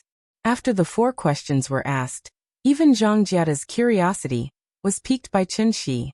He couldn't help but lean forward, ready to hear what Chen Shi would say next. However, Chen Shi's next sentence stunned Ning Zhonghua and Zhang Jiada. I can tell you clearly that there are no ghosts in this world. To be precise, there are no ghosts in this world like you think. The ghosts that you understand are just an existence that is infinitely exaggerated because of the natural fear of the unknown. Ghosts, to be precise, are ghosts. What is a ghost? Humans have 3 spiritual souls and 7 physical souls. After a person dies, the 7 physical souls disperse first. Then the heaven soul ascends to heaven, the earth soul enters the earth, and the life soul enters the cycle of reincarnation. The heaven soul is yang, the earth soul is yin, and the life soul is yang. Therefore, the earth soul is the ghost. From the perspective of an immortal cultivator, the ghost was in fact a pure and weak body of energy. It couldn't even be called a life. Everything had a spirit, and it wasn't only humans who left behind ghosts after death. If it was a ghost left behind by a living creature, it would retain some memories of its life, but it wouldn't last more than 7 days. It was because the energy of the ghost was pure enough that it was easier for the ghost to come into contact with the origin of all things, the spiritual energy of heaven and earth. Taking a human as an example, if not long after a person's death, his soul would coincidentally drift to a place with dense heaven and earth spiritual qi, then it was very likely that he would fuse with the heaven and earth spiritual qi, and become an even more powerful form of energy in the world. The ghost wasn't scary, because they were just weak mortals, animals, or even plants when they were alive. A little bit of spiritual energy of heaven and earth only provided them with a chance to continue living in the world. When the spiritual energy of heaven and earth was exhausted, it was the time for them to truly disappear. As a body of pure energy, normal people couldn't see the ghost under normal circumstances. However, if the ghost suddenly gathered too much yin energy for some unknown reason, it would cause the ghost's body to materialize. It was because of this that normal people could see the ghost. And this was also the origin of the ghost legends in the world. After Chen Shi's simple explanation, Ning Zhonghua and Zhang Jiada were still a little confused. They really didn't understand what Chen Shi was trying to say. Therefore, Ning Zhonghua asked seriously, "Mr. Chen, whether it's a ghost or a ghost, we're not interested in these mysterious things at all. We just want to know if you can cure old Zhang's illness."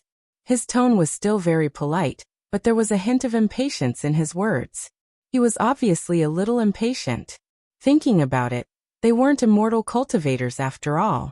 Therefore, no matter how Chen Shi explained, they couldn't understand this level of things. "Forget it. I said he's not sick. Since you don't understand, I'll just show you." After saying that, Chen Shi suddenly raised his hands and quickly made a hand sign, hitting a cup of water next to him. Then he stretched out his finger and touched the water. He dipped his finger in the water and accurately sprinkled the water droplets on Ning Zhonghua and Zhang Jiada's eyes. Ning Zhonghua's eyes were stimulated. Just as he was about to reach out and wipe the water droplets, Chen Shi's voice came from the side. "Don't wipe it. Before this water droplet dries up, you can see the ghost's true appearance." Out of trust for Chen Shi, Ning Zhonghua stopped what he was doing. After blinking a few times and adapting to the sudden stimulus, he opened his eyes again. However, immediately after that, Ning Zhonghua was so scared that his whole body trembled. Like a frightened cat, he curled up on the sofa and couldn't help but scream at the same time. In the living room that was more than 6 meters tall, there was actually a dense cloud of black fog floating in the air. The black fog kept changing its shape, as if it was hiding thousands of human faces, baring their fangs and brandishing their claws in the air. This was the ghost.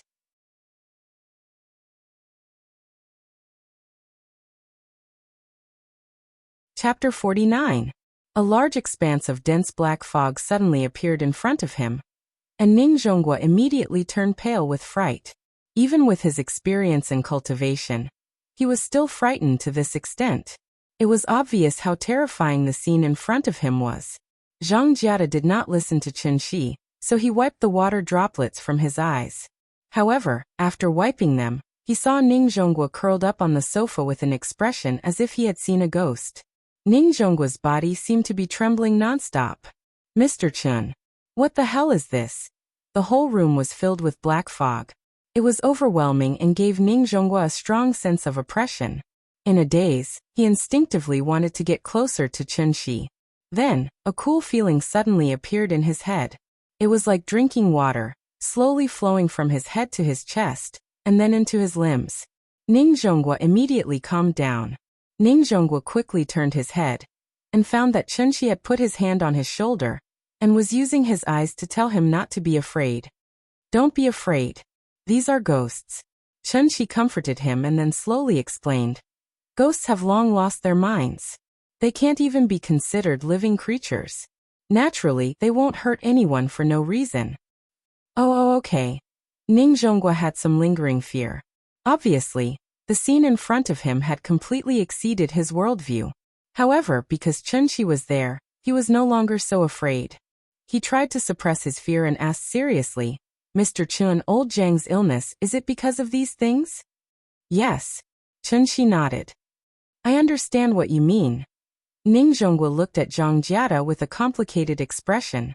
At this time, Zhang Jiada was almost confused by Ning Zhongguo and Chun Shi's echo. What was old Ning trying to do?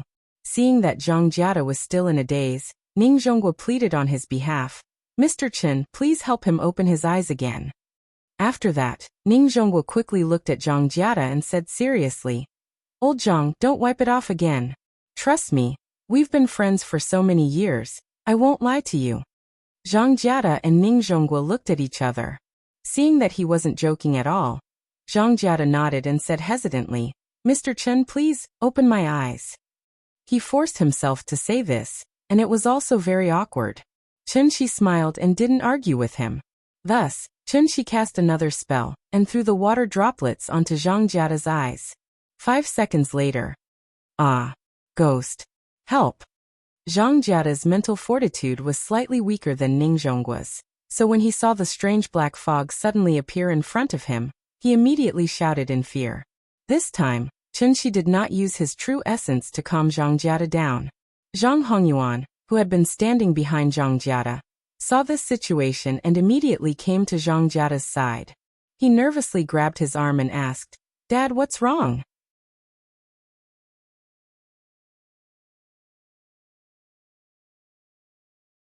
He suddenly covered his chest, took a deep breath, then opened his mouth and let out a sharp whistle. The sound was very sharp. It didn't sound like a human at all, and it was a sound that a man could make. With the sound of the whistle, the black fog hovering over the hall suddenly rolled violently like a thundercloud. Then the black fog suddenly spread out like ink dripping into water. In an instant it covered the sky and the sun. Zhang Hongyuan's eyes glowed red. In this dark fog, he was like a monster lurking in the night, ready to pounce on Chun Shi at any time. Suddenly, Zhang Hongyuan stopped screaming, then pointed at Chun Shi. The black fog suddenly stopped surging, just like a frozen image when a picture was taken.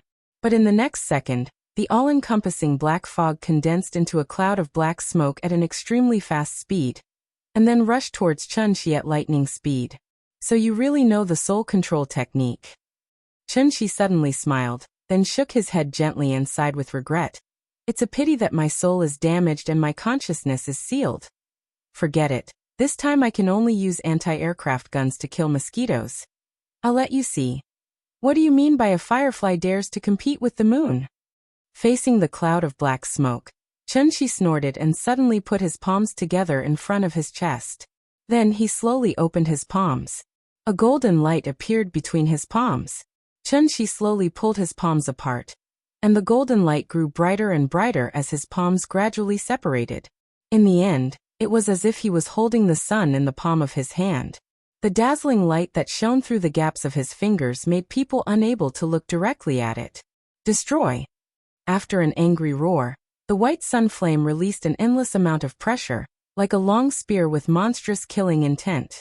It shot into the sky and directly pierced the strange cloud of black smoke. The Great Tao 50, Heaven's Evolution 49, Man Escapes 1. 49 Forms of Heaven's Evolution, Spell Section. Everlasting Evil Slaying. Thank you to quietly watching flowers bloom and fall. For the 10,000 reward, looking at the information, it seems to be a soft girl.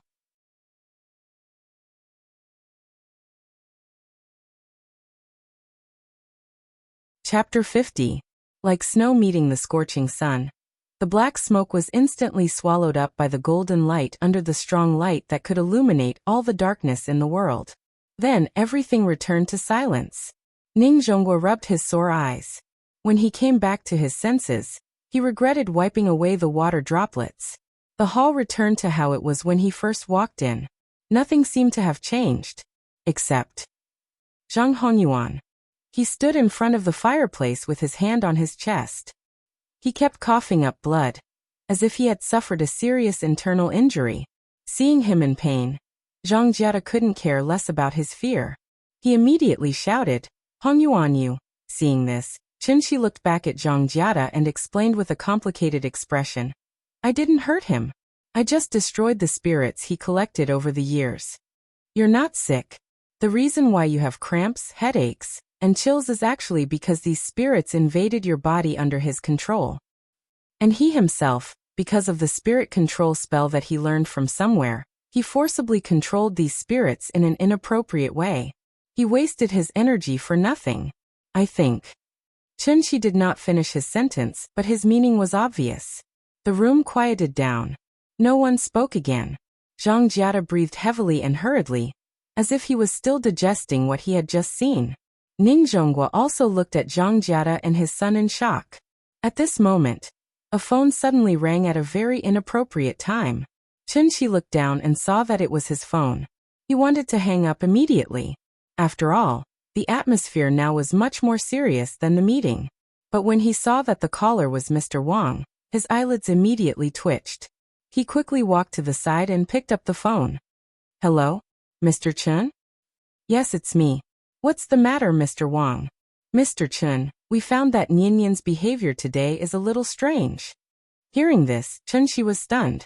He couldn't help but raise his voice and ask anxiously, "What's wrong with her?" "Calm down. It's like this. Nianyan was fine in the morning, but after her afternoon nap, she started crying when she woke up. We asked her several times, but she didn't say why.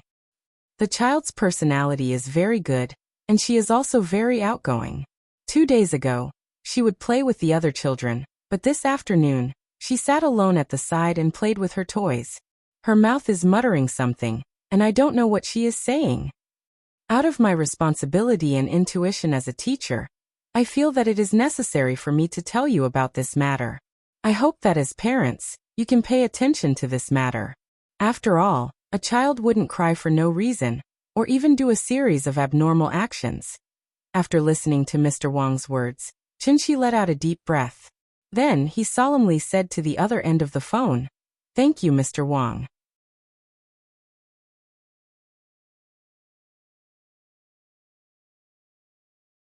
He did not consider whether his education method was right at all, because in Qinshi's mind he only cared about one problem, and that was whether Nianyan was happy or not. As long as Nianyan was happy, then okay, everything was fine. He was so capricious. When Qinshi came to the class where the little girl was, she was alone in the corner of the class, stacking building blocks. Because she rarely went out to play since she was a child, Nianyan always longed for the outside world. She was never afraid of strangers or new environments. But today, she was silently hiding in the corner alone. She looked like the last time when Qinshi did not pick her up on time. Qinshi felt a little guilty, so after quietly saying hello to Teacher Wang, he went directly into the class. The little girl seemed to notice that there was someone behind her, so she turned her little head, and just happened to meet Qinshi's eyes. She was stunned for a moment, then suddenly turned around and threw herself into Qinshi's arms. Because her movement was too big, her leg accidentally kicked the building block castle on the ground, and the castle fell to the ground in an instant. The little girl put her little head on Qinshi's waist, and without saying a word, she just hugged Qinshi tightly. Qinshi touched the back of her head and whispered softly in her ear, "Let's go, Dad will take you to Grandma now."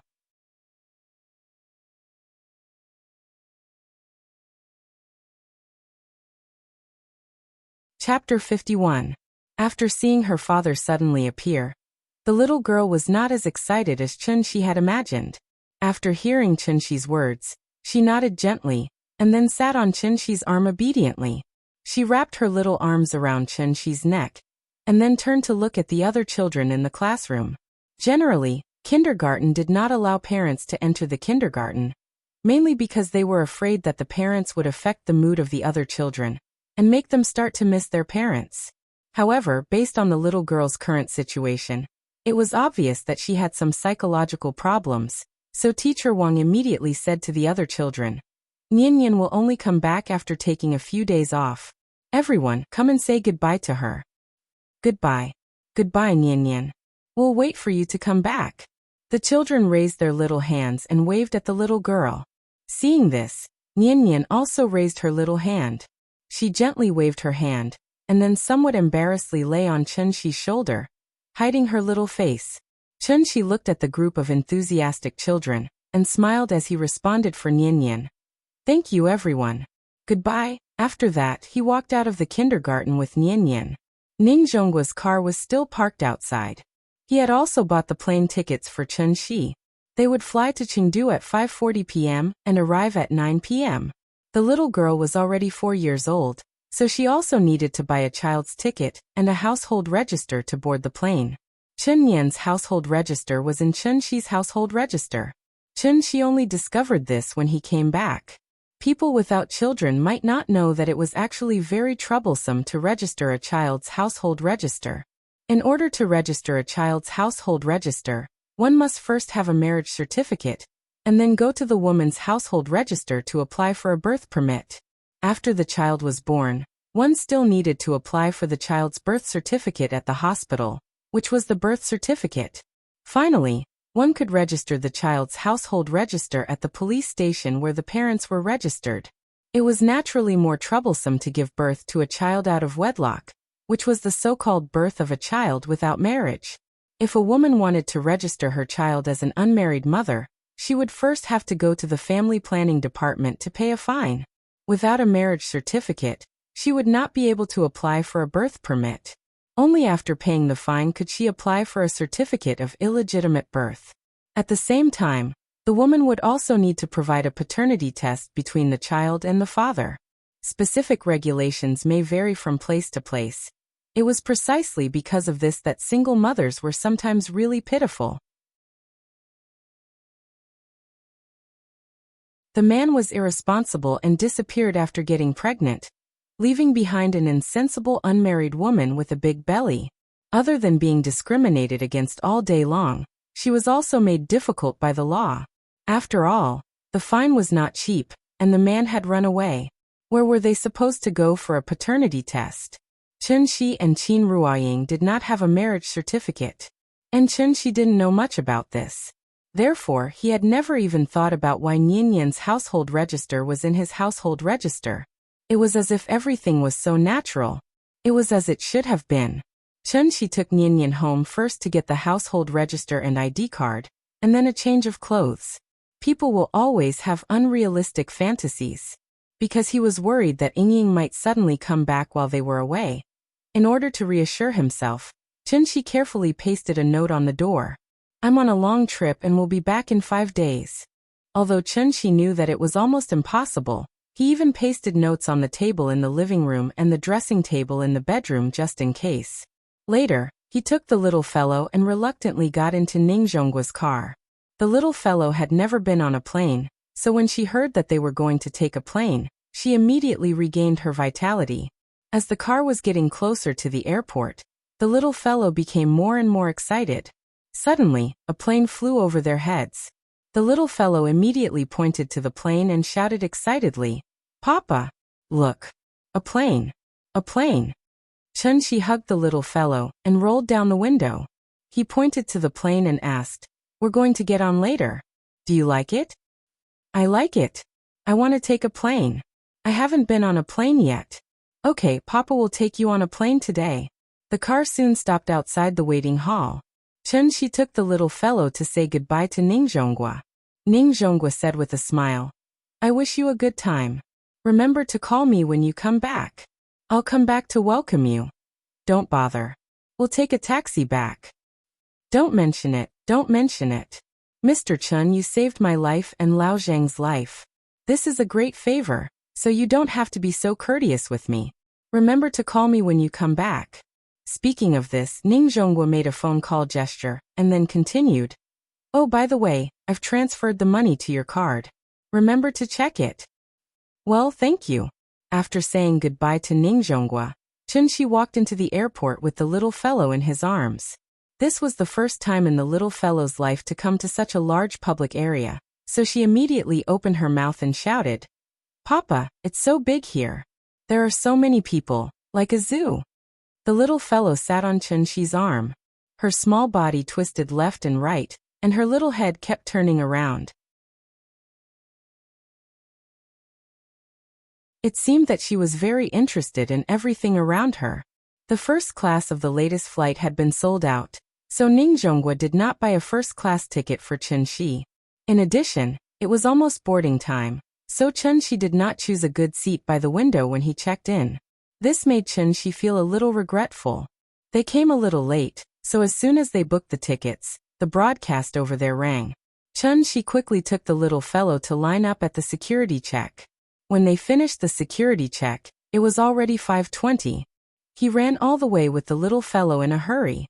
At this time, the little fellow saw the KFC next to her and immediately shouted to eat it.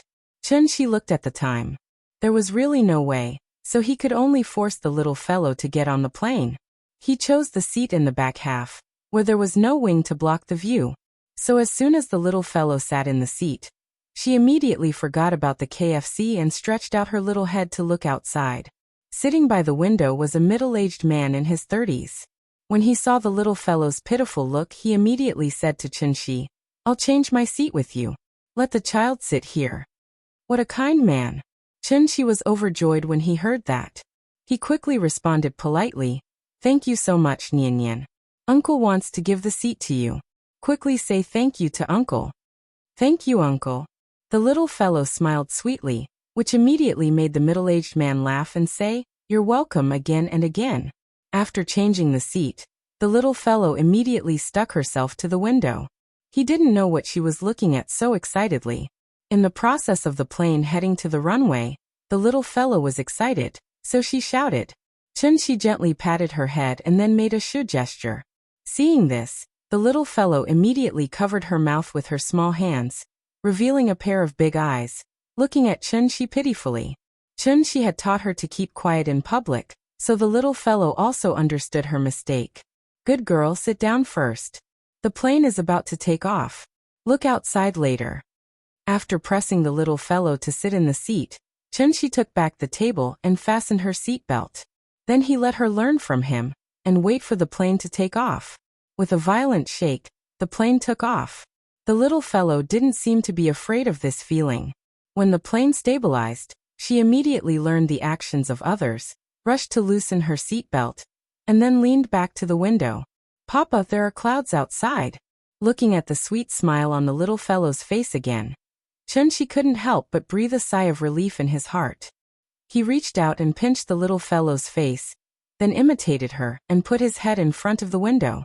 So 2 smiling faces immediately appeared on the window.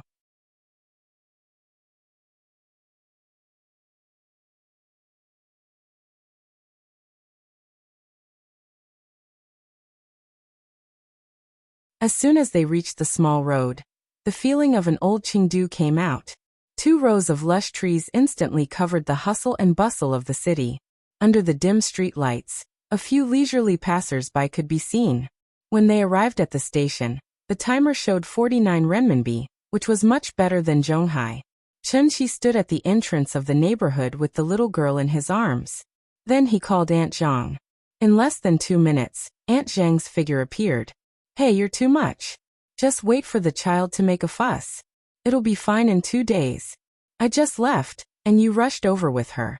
Tell me, what's wrong with you? I'm not saying this, but you're a father. It's really not good for your child to spoil her too much. Before Auntie Zhang came over, the familiar nagging voice had already rung out.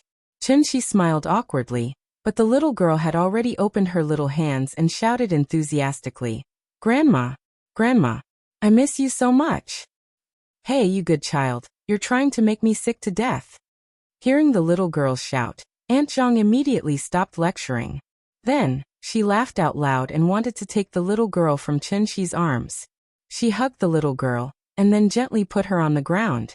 Then she held the little girl's hand and said to Chen-Shi, "Let's go home first." Aunt Zhang's husband left early, so there were only 4 people in their house now. Her son, Xie Pinglin, her daughter-in-law, Kai Shuqin, and her 1-year-old granddaughter Xie Yao. The house was more than 80 square meters, but the design of the old neighborhood was too poor. Too much space was wasted, so there were only 2 bedrooms and a small study room. After entering the house, Chen-Shi finally saw Aunt Zhang's son. Aunt Zhang's son was about 28 or 29 years old. He was a little older than Chen-Shi. He wore glasses and looked gentle. Her daughter-in-law looked all right. She seemed to be about the same age as Xie Pinglin, so Chen-Shi guessed that they were classmates. Pinglin Shuqin, come. Let me introduce you. This is Chen-Shi, the son-in-law of my former employer. Xie Pinglin was inarticulate, so as the host he nodded awkwardly when he saw the guest. He said, "Hello." "Hello." Seeing that, Chen-Shi immediately reached out his hand to Xie Pinglin to express his goodwill. Yes. Hello. Xie Pinglin seemed to be very unaccustomed to shaking hands, so his body movements were a little stiff.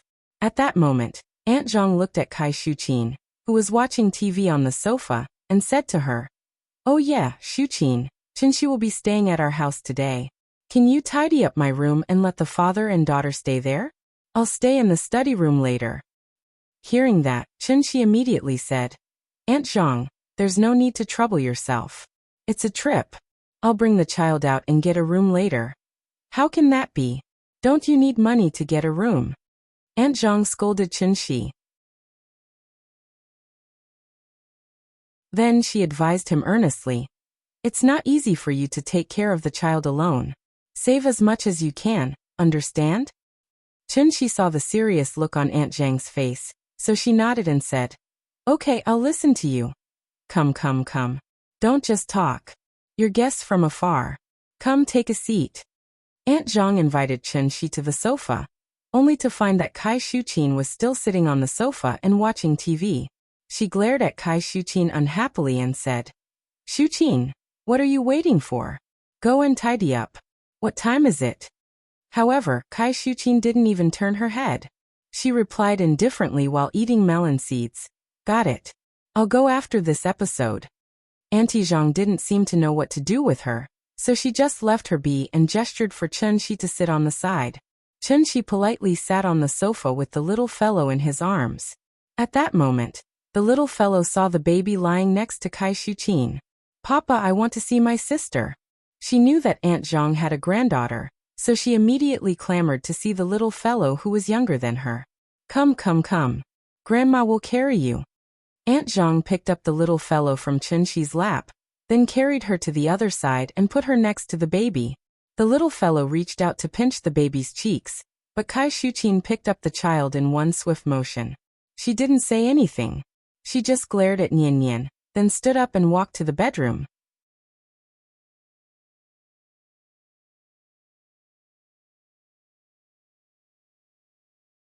Chapter 53.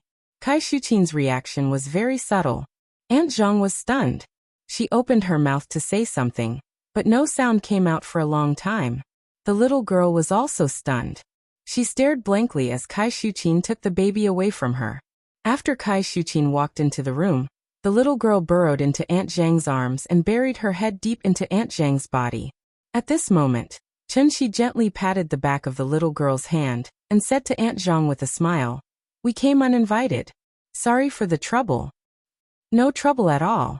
I'm happy to see this little guy. But Yusai, please don't mind." Of course, Chen-Shi knew what Aunt Zhang meant, so he shook his head to show that he didn't mind. "Pinglin, what are you waiting for? Hurry up and get Chen-Shi a glass of water." "Oh, okay." After hearing Aunt Zhang's words, Xie Pinglin seemed to come back to his senses, and hurriedly ran into the kitchen to get some water. At this moment, Aunt Zhang whispered to Chen-Shi, "Don't be like my son. He's not manly at all. His ears are especially soft. In our words, it's raking ears." Hearing this, Chen-shi smiled and replied, I don't think so.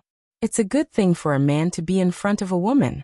I don't know if you've heard of the saying, deep love doesn't last long. A modest gentleman is as gentle as jade. Sigh, how can an old woman like me know as much as you young people? Anyway, Pinglin is too raking. He's not manly at all. He's always being ordered around by his wife. It's annoying to see him. The relationship between mother-in-law and daughter-in-law is a big problem in the world. Don't take it to heart. Young people should have their own habits. You're an elder, so you should understand. I don't understand. Chen-shi's words made Aunt Zhang shake her head. So Chen-shi wisely chose to shut up. At this moment, Xie Pinglin brought the water over. He politely handed the cup to Chen-shi, then said awkwardly, I'll go in and help Shuqin tidy up the room. You guys take a seat first. Sorry for the trouble. It's fine. Xie Pinglin waved his hand as he walked into the bedroom. Then he gently closed the door. Chen-shi and Aunt Zhang chatted casually. At this moment, he suddenly heard the young couple arguing in a low voice in the room. Even though his divine sense was damaged and he was unable to sense his surroundings, he was still able to sense his surroundings. However, Chen-shi's ears were also very sharp, so even if they closed the door and spoke very softly, Chen-shi could clearly hear what they were arguing about. No matter what, your mother has been working outside for a few years, and it's in Zhonghai, a big international city. You know how high the salary there is. How much money can an old woman like her use? After working for so many years, he should have saved at least 200,000 yuan, right? And the result? Not to mention that you didn't take a single cent when you came back. It hasn't even been 2 days and you're already asking someone to stay at your house. What? Do you really think this is a hotel? Little Qin. How can you say that? That's my mother. It's our duty to take care of her. Should? What about the one outside? Is that what you should do? She's here to travel. She won't be staying here for more than a few days. Don't you need money to eat, drink, and play? If your mother doesn't ask you to take time off to play with them tomorrow, I, Kai Shuqin, will write my name backwards. Shuqin, how can you be like this? They're just playing for a few days. As the host, we should entertain them. How much can this cost you? How much? You've seen the current housing prices in Chengdu. If we don't save money to buy a house, can we still afford it in the future? As a man, your salary is not as high as mine. Your daughter is 1 year old, and your family has lived in this house for decades. Do you have to live here until your daughter gets married before you're satisfied? The more the woman spoke, the louder her voice became. She seemed to be getting more and more agitated. When Chen-shi heard this, he did not want to listen anymore, so he simply used his vital essence to block his ears. The next morning, Xie Pinglin was about to leave for work after breakfast. At this moment, Aunt Zhang called out to him. Pinglin, Chen-shi came all the way here. He hasn't been to Chengdu before. Why don't you not go to work today and take the father and daughter to Jinli, Wuhou Temple, Chuanqi Road, Qingyang Palace, or something? Hearing this, Xie Pinglin's expression immediately turned bitter. When he was hesitating to say something, Kai Shuqin snorted heavily at the side. Mother, our company will deduct our salary if we take leave. Let him deduct it. We'll earn it back in the future. Quick, call your boss and ask for leave.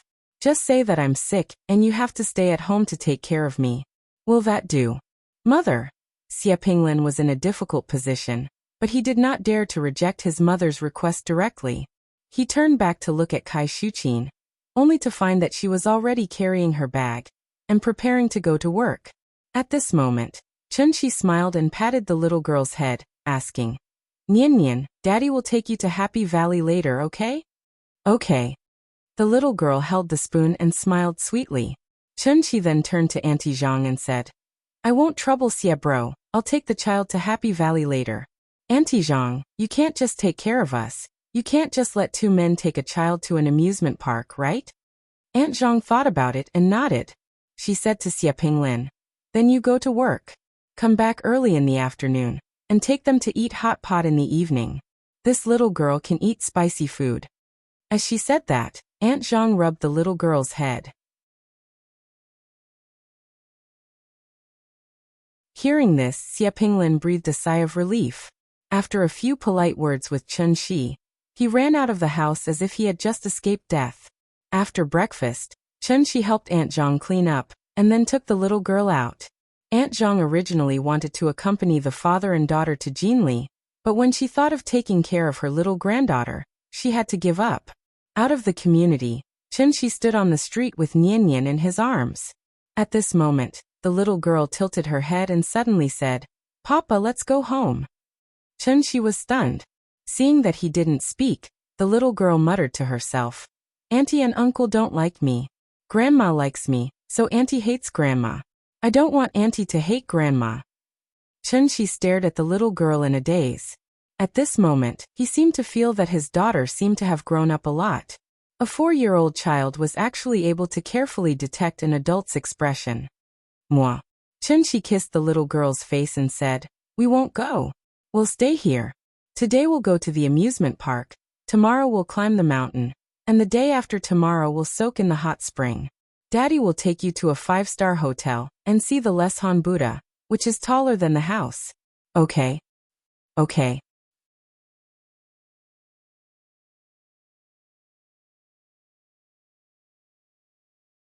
Chapter 54. Because it was very close, Chen Shi carried the little girl to the temple of the marquis, but after looking at the entrance for a long time, she was not interested at all, so Chen Shi could only bring her to the brocade next door. In fact, there was nothing in the brocade that could attract a child's attention, so before the little girl was even halfway through, she was already clamoring to go to the amusement park. Regarding this, Chen Shi did not have any objections, so he took her to a taxi and went straight to Happy Valley. Once they entered Happy Valley, when the little girl saw the huge toy castle at the entrance, she immediately became excited. Because she was not even 1.2 meters tall, she did not even need to buy a ticket. But the price was she could not play most of the rides.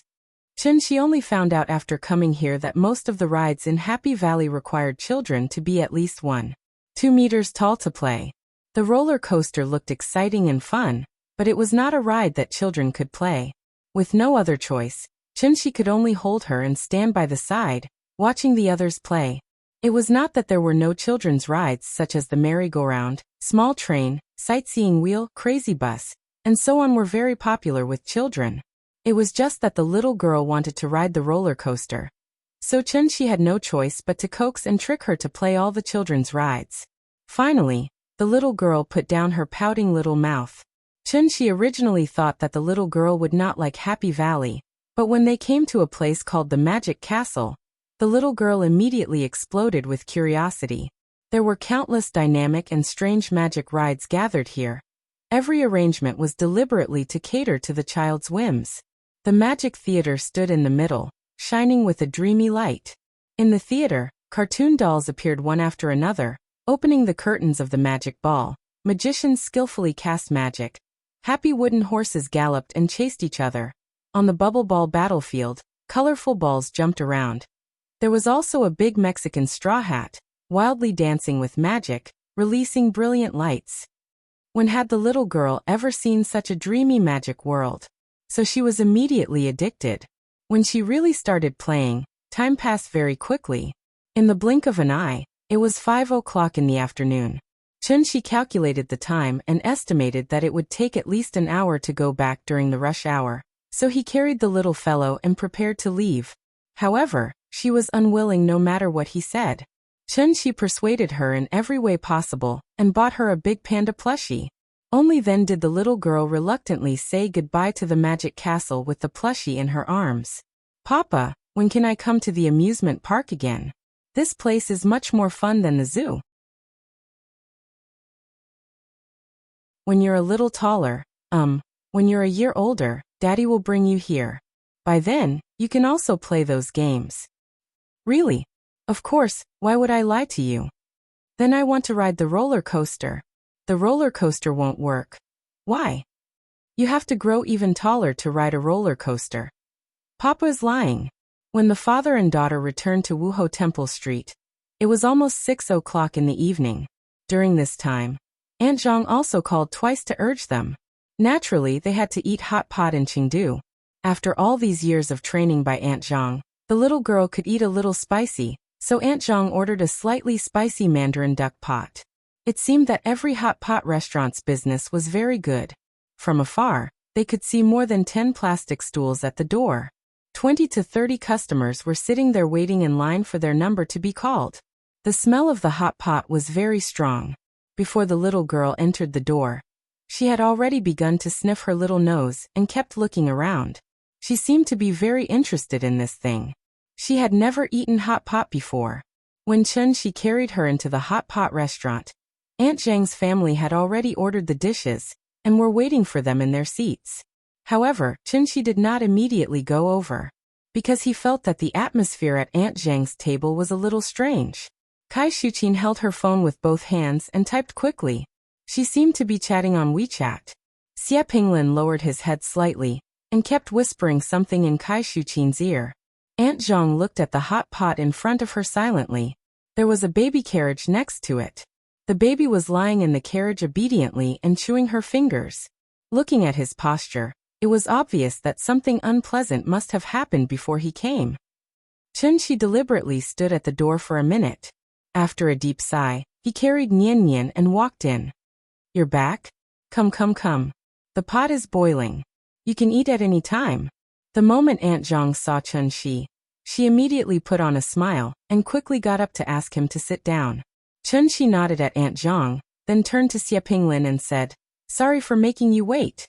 Hearing that, Xie Pinglin forced a smile and responded, "It's okay, it's okay. Sit down. I don't know if you like these dishes.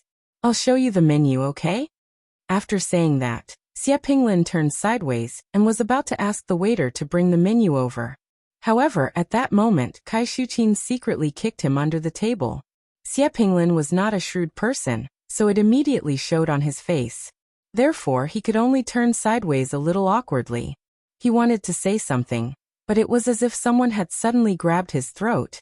Aunt Zhang did not seem to notice this. At that moment, Chun-Shi stood up and gently pressed Xie Pinglin's hand down.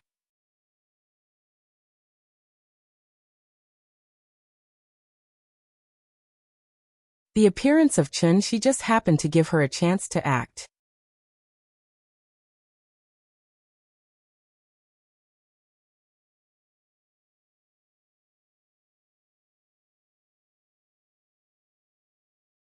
"1 millimeter thick. If the banknotes were brand new, then 1 million on the ground would form a cuboid 31 centimeters long, 38.5 centimeters wide, and 10 centimeters tall. This volume was almost half the size of a common desktop computer's CPU. Of course, if there were old banknotes, then the actual volume of 1 million would be bigger. There's 1,800,000 in cash here. It's a gift to you. So, I suggest that you take a leave of absence and deposit the money into your bank account now." Xie Pinglin was stunned. The expression on his face was very exaggerated. He just opened his mouth and stared at Chun-Shi blankly. Chun-Shi reached out and patted him on the shoulder. Xie Pinglin suddenly felt like he had been electrocuted.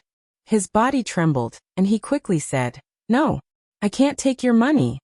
As he spoke, he wanted to zip up and return the travel bag to Chun-Shi. Hearing this, Chun-Shi smiled, like a devil who was leading people to fall into hell. He whispered, "Don't you want to buy a house? Think about your wife. If your wife knew about this, do you think she would divorce you?" Xie Pinglin was stunned again. After hesitating for a moment, he quickly said, "No, absolutely not. Although our family is poor, we will never take other people's money for no reason." Speaking of this, Xie Pinglin's movements were much firmer. So he zipped up, stood up, and looked at Chun-Shi bravely. At this time, there was no hesitation in his eyes. Instead, there was a trace of inexplicable anger. Maybe he felt that he was insulted by Chun-Shi's money? Chun-Shi looked at him a few times. Suddenly, he shook his head and smiled. Then, he patted the little girl's back and asked, "Nian Nian, Uncle doesn't want our money. What should we do?" The little girl had been greeted in advance by Chun-Shi before she came, so she immediately said in a childish voice, "This is Grandma's money. It's not our money. Grandma doesn't want the money. Papa has no choice, so I can only give it to you." It seemed that Xie Pinglin was stunned by the one. 8 million yuan that suddenly fell from the sky. His whole nerve reaction was much slower. Seeing this, Chunshi could only pat him on the shoulder again and said earnestly, "You are a good son and a good husband. I know some of your family's affairs. Every family has its own difficulties. As long as it's a family matter, there is no absolute right or wrong, because you are always a family. But there is something I hope you can tell your wife. I hope she doesn't have any prejudice against Aunt Zhang. She has been away for a few years, but she didn't bring back a penny, mainly because I was not at home these years. Without Aunt Zhang, Nian would not have been able to live peacefully and happily to this day. Aunt Zhang is a good person."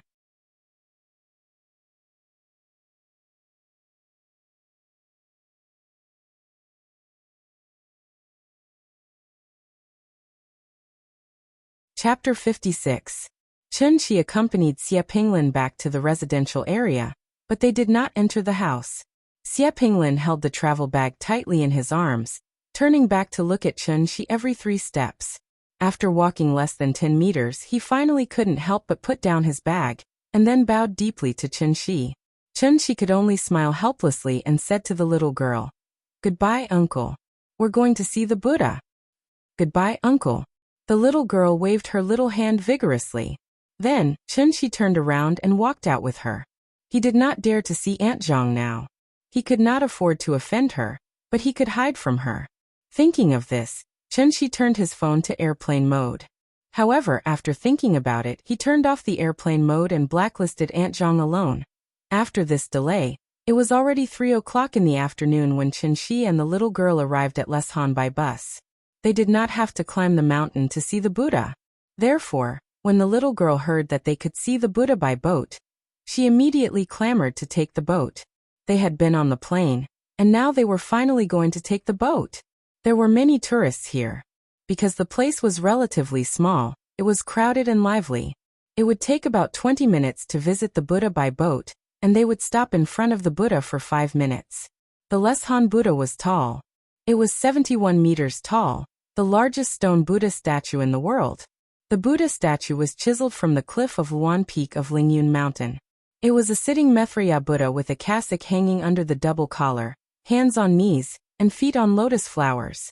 The Buddha statue was 98 meters tall with a head height of 10 meters, an eye width of 3 meters, a nose length of 6 meters, a mouth width of 3 meters, ears length of 7 meters, neck height of 3 meters, shoulder width of 28 meters, body width of 3 meters, middle finger length of 3 meters, and feet length of 9 meters.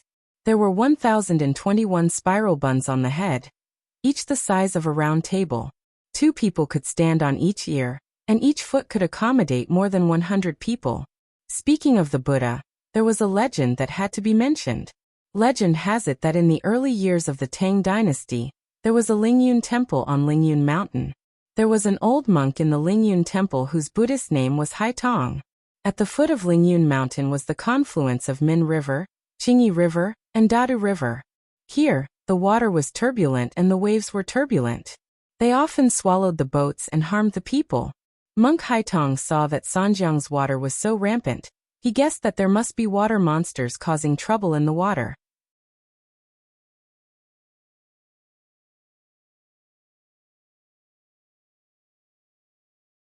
After checking with his mobile phone, he realized that in the hearts of the people of Sichuan, the snacks in Leshan were the real attraction. Traveling, it was always necessary to try the famous local snacks. Speaking of snacks, the first thing to mention was the tofu pudding. The tofu pudding here had little to do with sweetness and saltiness. It was more spicy. So when a bowl of Leshan tofu pudding was served, it was not black or white, but red. Since the little fellow ate the hot pot, it seemed that her ability to eat spicy food had been completely developed. After a bowl of tofu pudding, she didn't even burp. Holding the small plastic bowl, she shouted at the auntie who sold the tofu pudding for another bowl. Seeing her cute appearance, the auntie immediately said to Chunshi happily, "You are such a good girl. You are blessed." Before Chunshi could reply, the little fellow smiled sweetly and said, "Thank you, auntie." Looking at her, she was not shy at all, which made the auntie laugh loudly. Even the money for the second bowl of tofu pudding was waived. Well, he wanted to take her to steamed beef and spicy hot pot, but she was full only from the tofu pudding. The little fellow was easy to feed, and Chunshi was not interested in food, so he took her directly to Mount Immerse. There was an old saying. The clouds were green, and the silhouette was beautiful. It was like a moth's eyebrows, thin and long, beautiful and gorgeous, so it was named Mount Immerse. Chunshi used to be a hardcore fan of Mr. Jin Yong, so he had been looking forward to Mount Immerse for a long time. From the Buddha to Mount Immerse, it was only a distance of more than 40 kilometers. After arriving at Mount Immerse, Chunshi checked the guide and found that it would take at least 11 hours to walk around Mount Immerse. And the most beautiful scenery of Mount Immerse was Enchanting, sunrise, sea of clouds, Buddha's light, and holy lamps. Unfortunately, the mountain was too big, so if he wanted to see the sunrise, he had to live on the mountain. There were many tourists here, so Chunshi naturally couldn't run as fast as he could. So he had to check all the hotels in Jinding, only to find that the rooms were already full.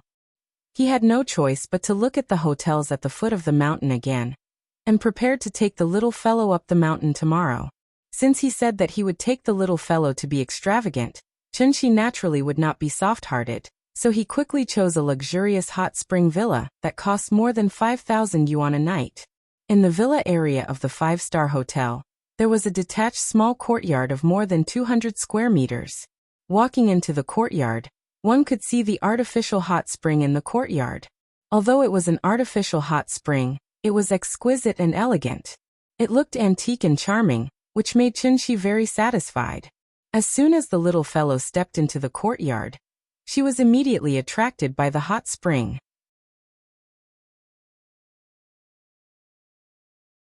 Papa, I want to soak in the hot spring. Soak in the hot spring. She excitedly dragged Chunshi to the hot spring, and couldn't wait to jump in immediately. Good girl, go into the room and change your swimsuit first, and then you can go into the water, okay? Chunshi pulled her and didn't let her run around. But the little fellow didn't listen.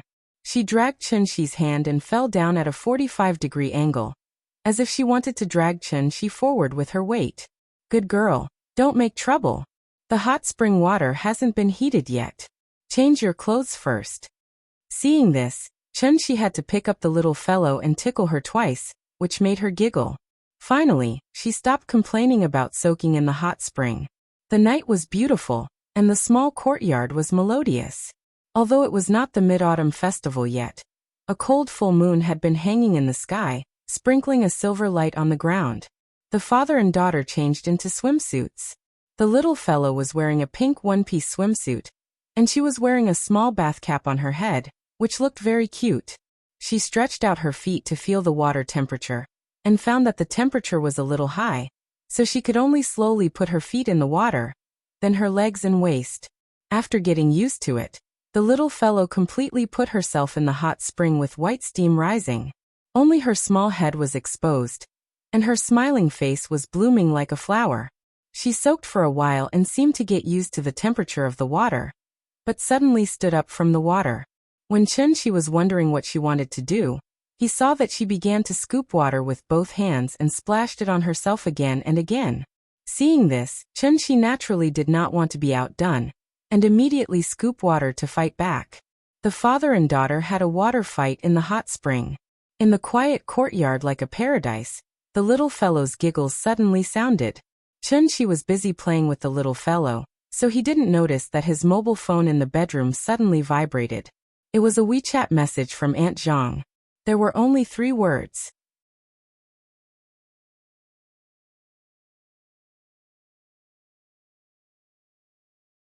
Chapter 57. It was nighttime. Soaking in the hot spring was very physically exhausting. The little girl was still young, and she was restless when soaking in the hot spring. She was constantly active, so her physical energy consumption was huge. In less than 10 minutes, the little girl was already exhausted. Her whole face was red, like a ripe apple. It's so comfortable. The little girl let out a kind of silly moan. She folded the towel several times and put it under her head. Then she leaned her head against the edge of the pool, and just lay in the water. Chunshi was speechless when she saw such a careless action. He waited for a while, but found that the little girl had fallen asleep just like that. Children should not soak in the hot spring for too long, because children's skin was more delicate and their ability to regulate their body temperature was weaker. The temperature of the hot spring was generally higher, so it would cause the blood vessels in the human body to expand, allowing more blood to flow to the body and gradually reduce the blood flow to the brain, slowly causing the brain to have insufficient blood supply. This would undoubtedly cause a certain amount of damage to the child's brain cell development, so it was best for children to not soak in the hot spring for more than 15 minutes. The little girl was sleeping very soundly. She carried her into the bedroom, then wiped her body and changed her clothes. Even such a big movement was not able to wake her up. One could imagine how tired the little fellow was. After covering the little girl with a quilt, she lay next to her.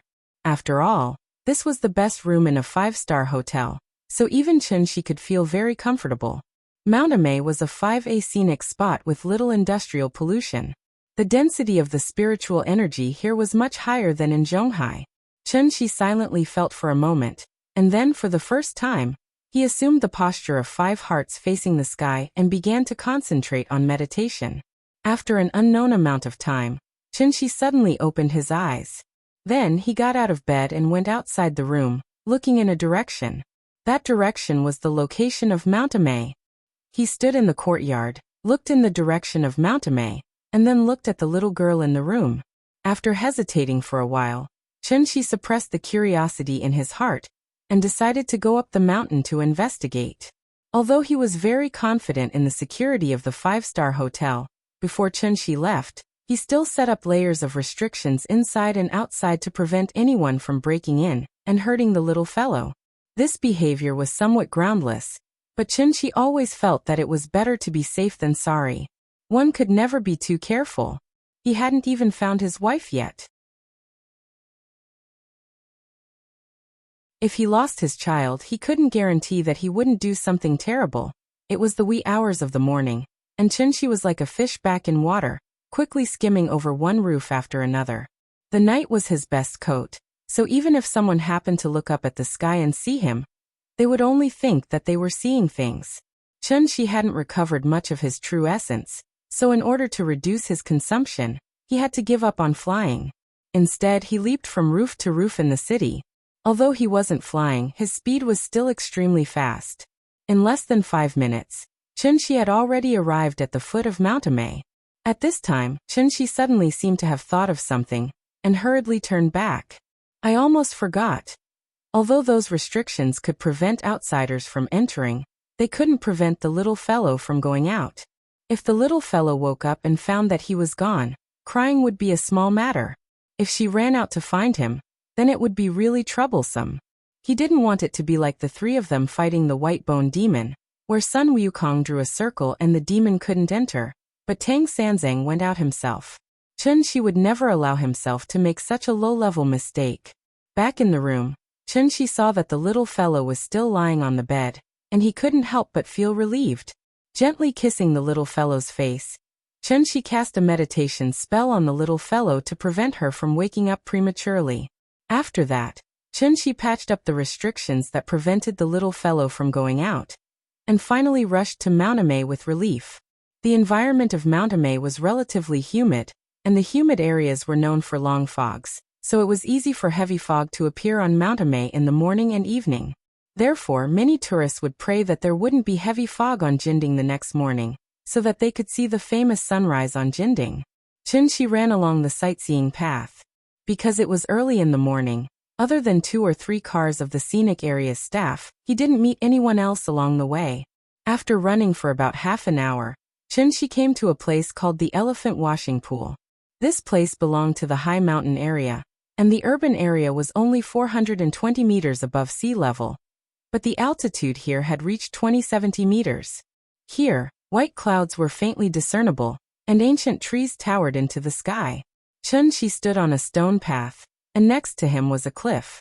Borrowing the silver light of the clear autumn moon, he lowered his head and looked at the cliff that was like an abyss. Then he suddenly climbed over the fence and jumped down from the cliff.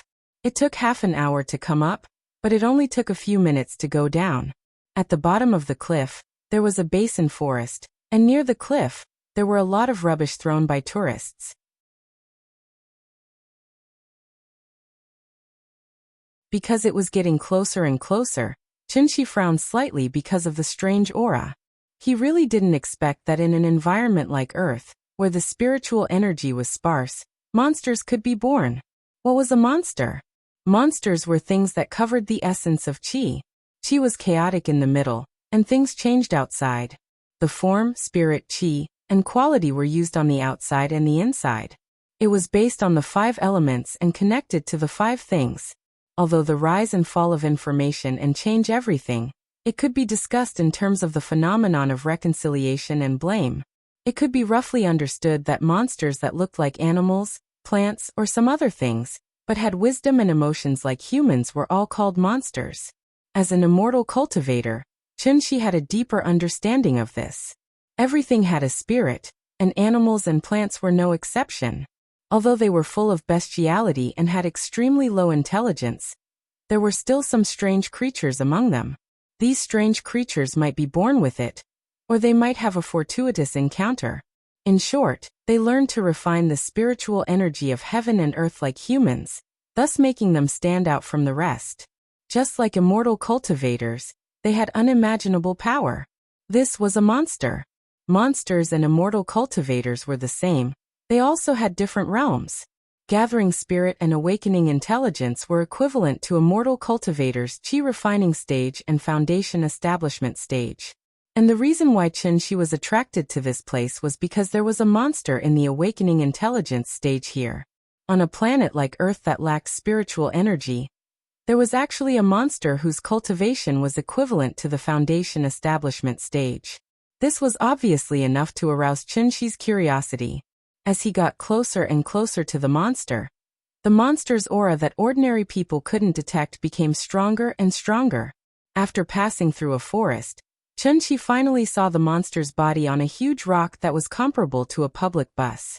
It stood on the huge rock, its head was raised high, as if it was looking up at the full moon in the sky. The cold moonlight shone on the bottom of the valley, and the monster's shadow was elongated. Explanation: I found that many readers of QQ Browser and QQ Reading are urging me to update. Thank you for your support. This is my new book, and it only has 130,000 words. It was first published on Qidian, and my new book period is not over yet. There will be continuous recommendations for new books. If my word count is too high, it will be published in a short period of time. Then, I won't have any follow-up recommendations, and the results will be fixed as before.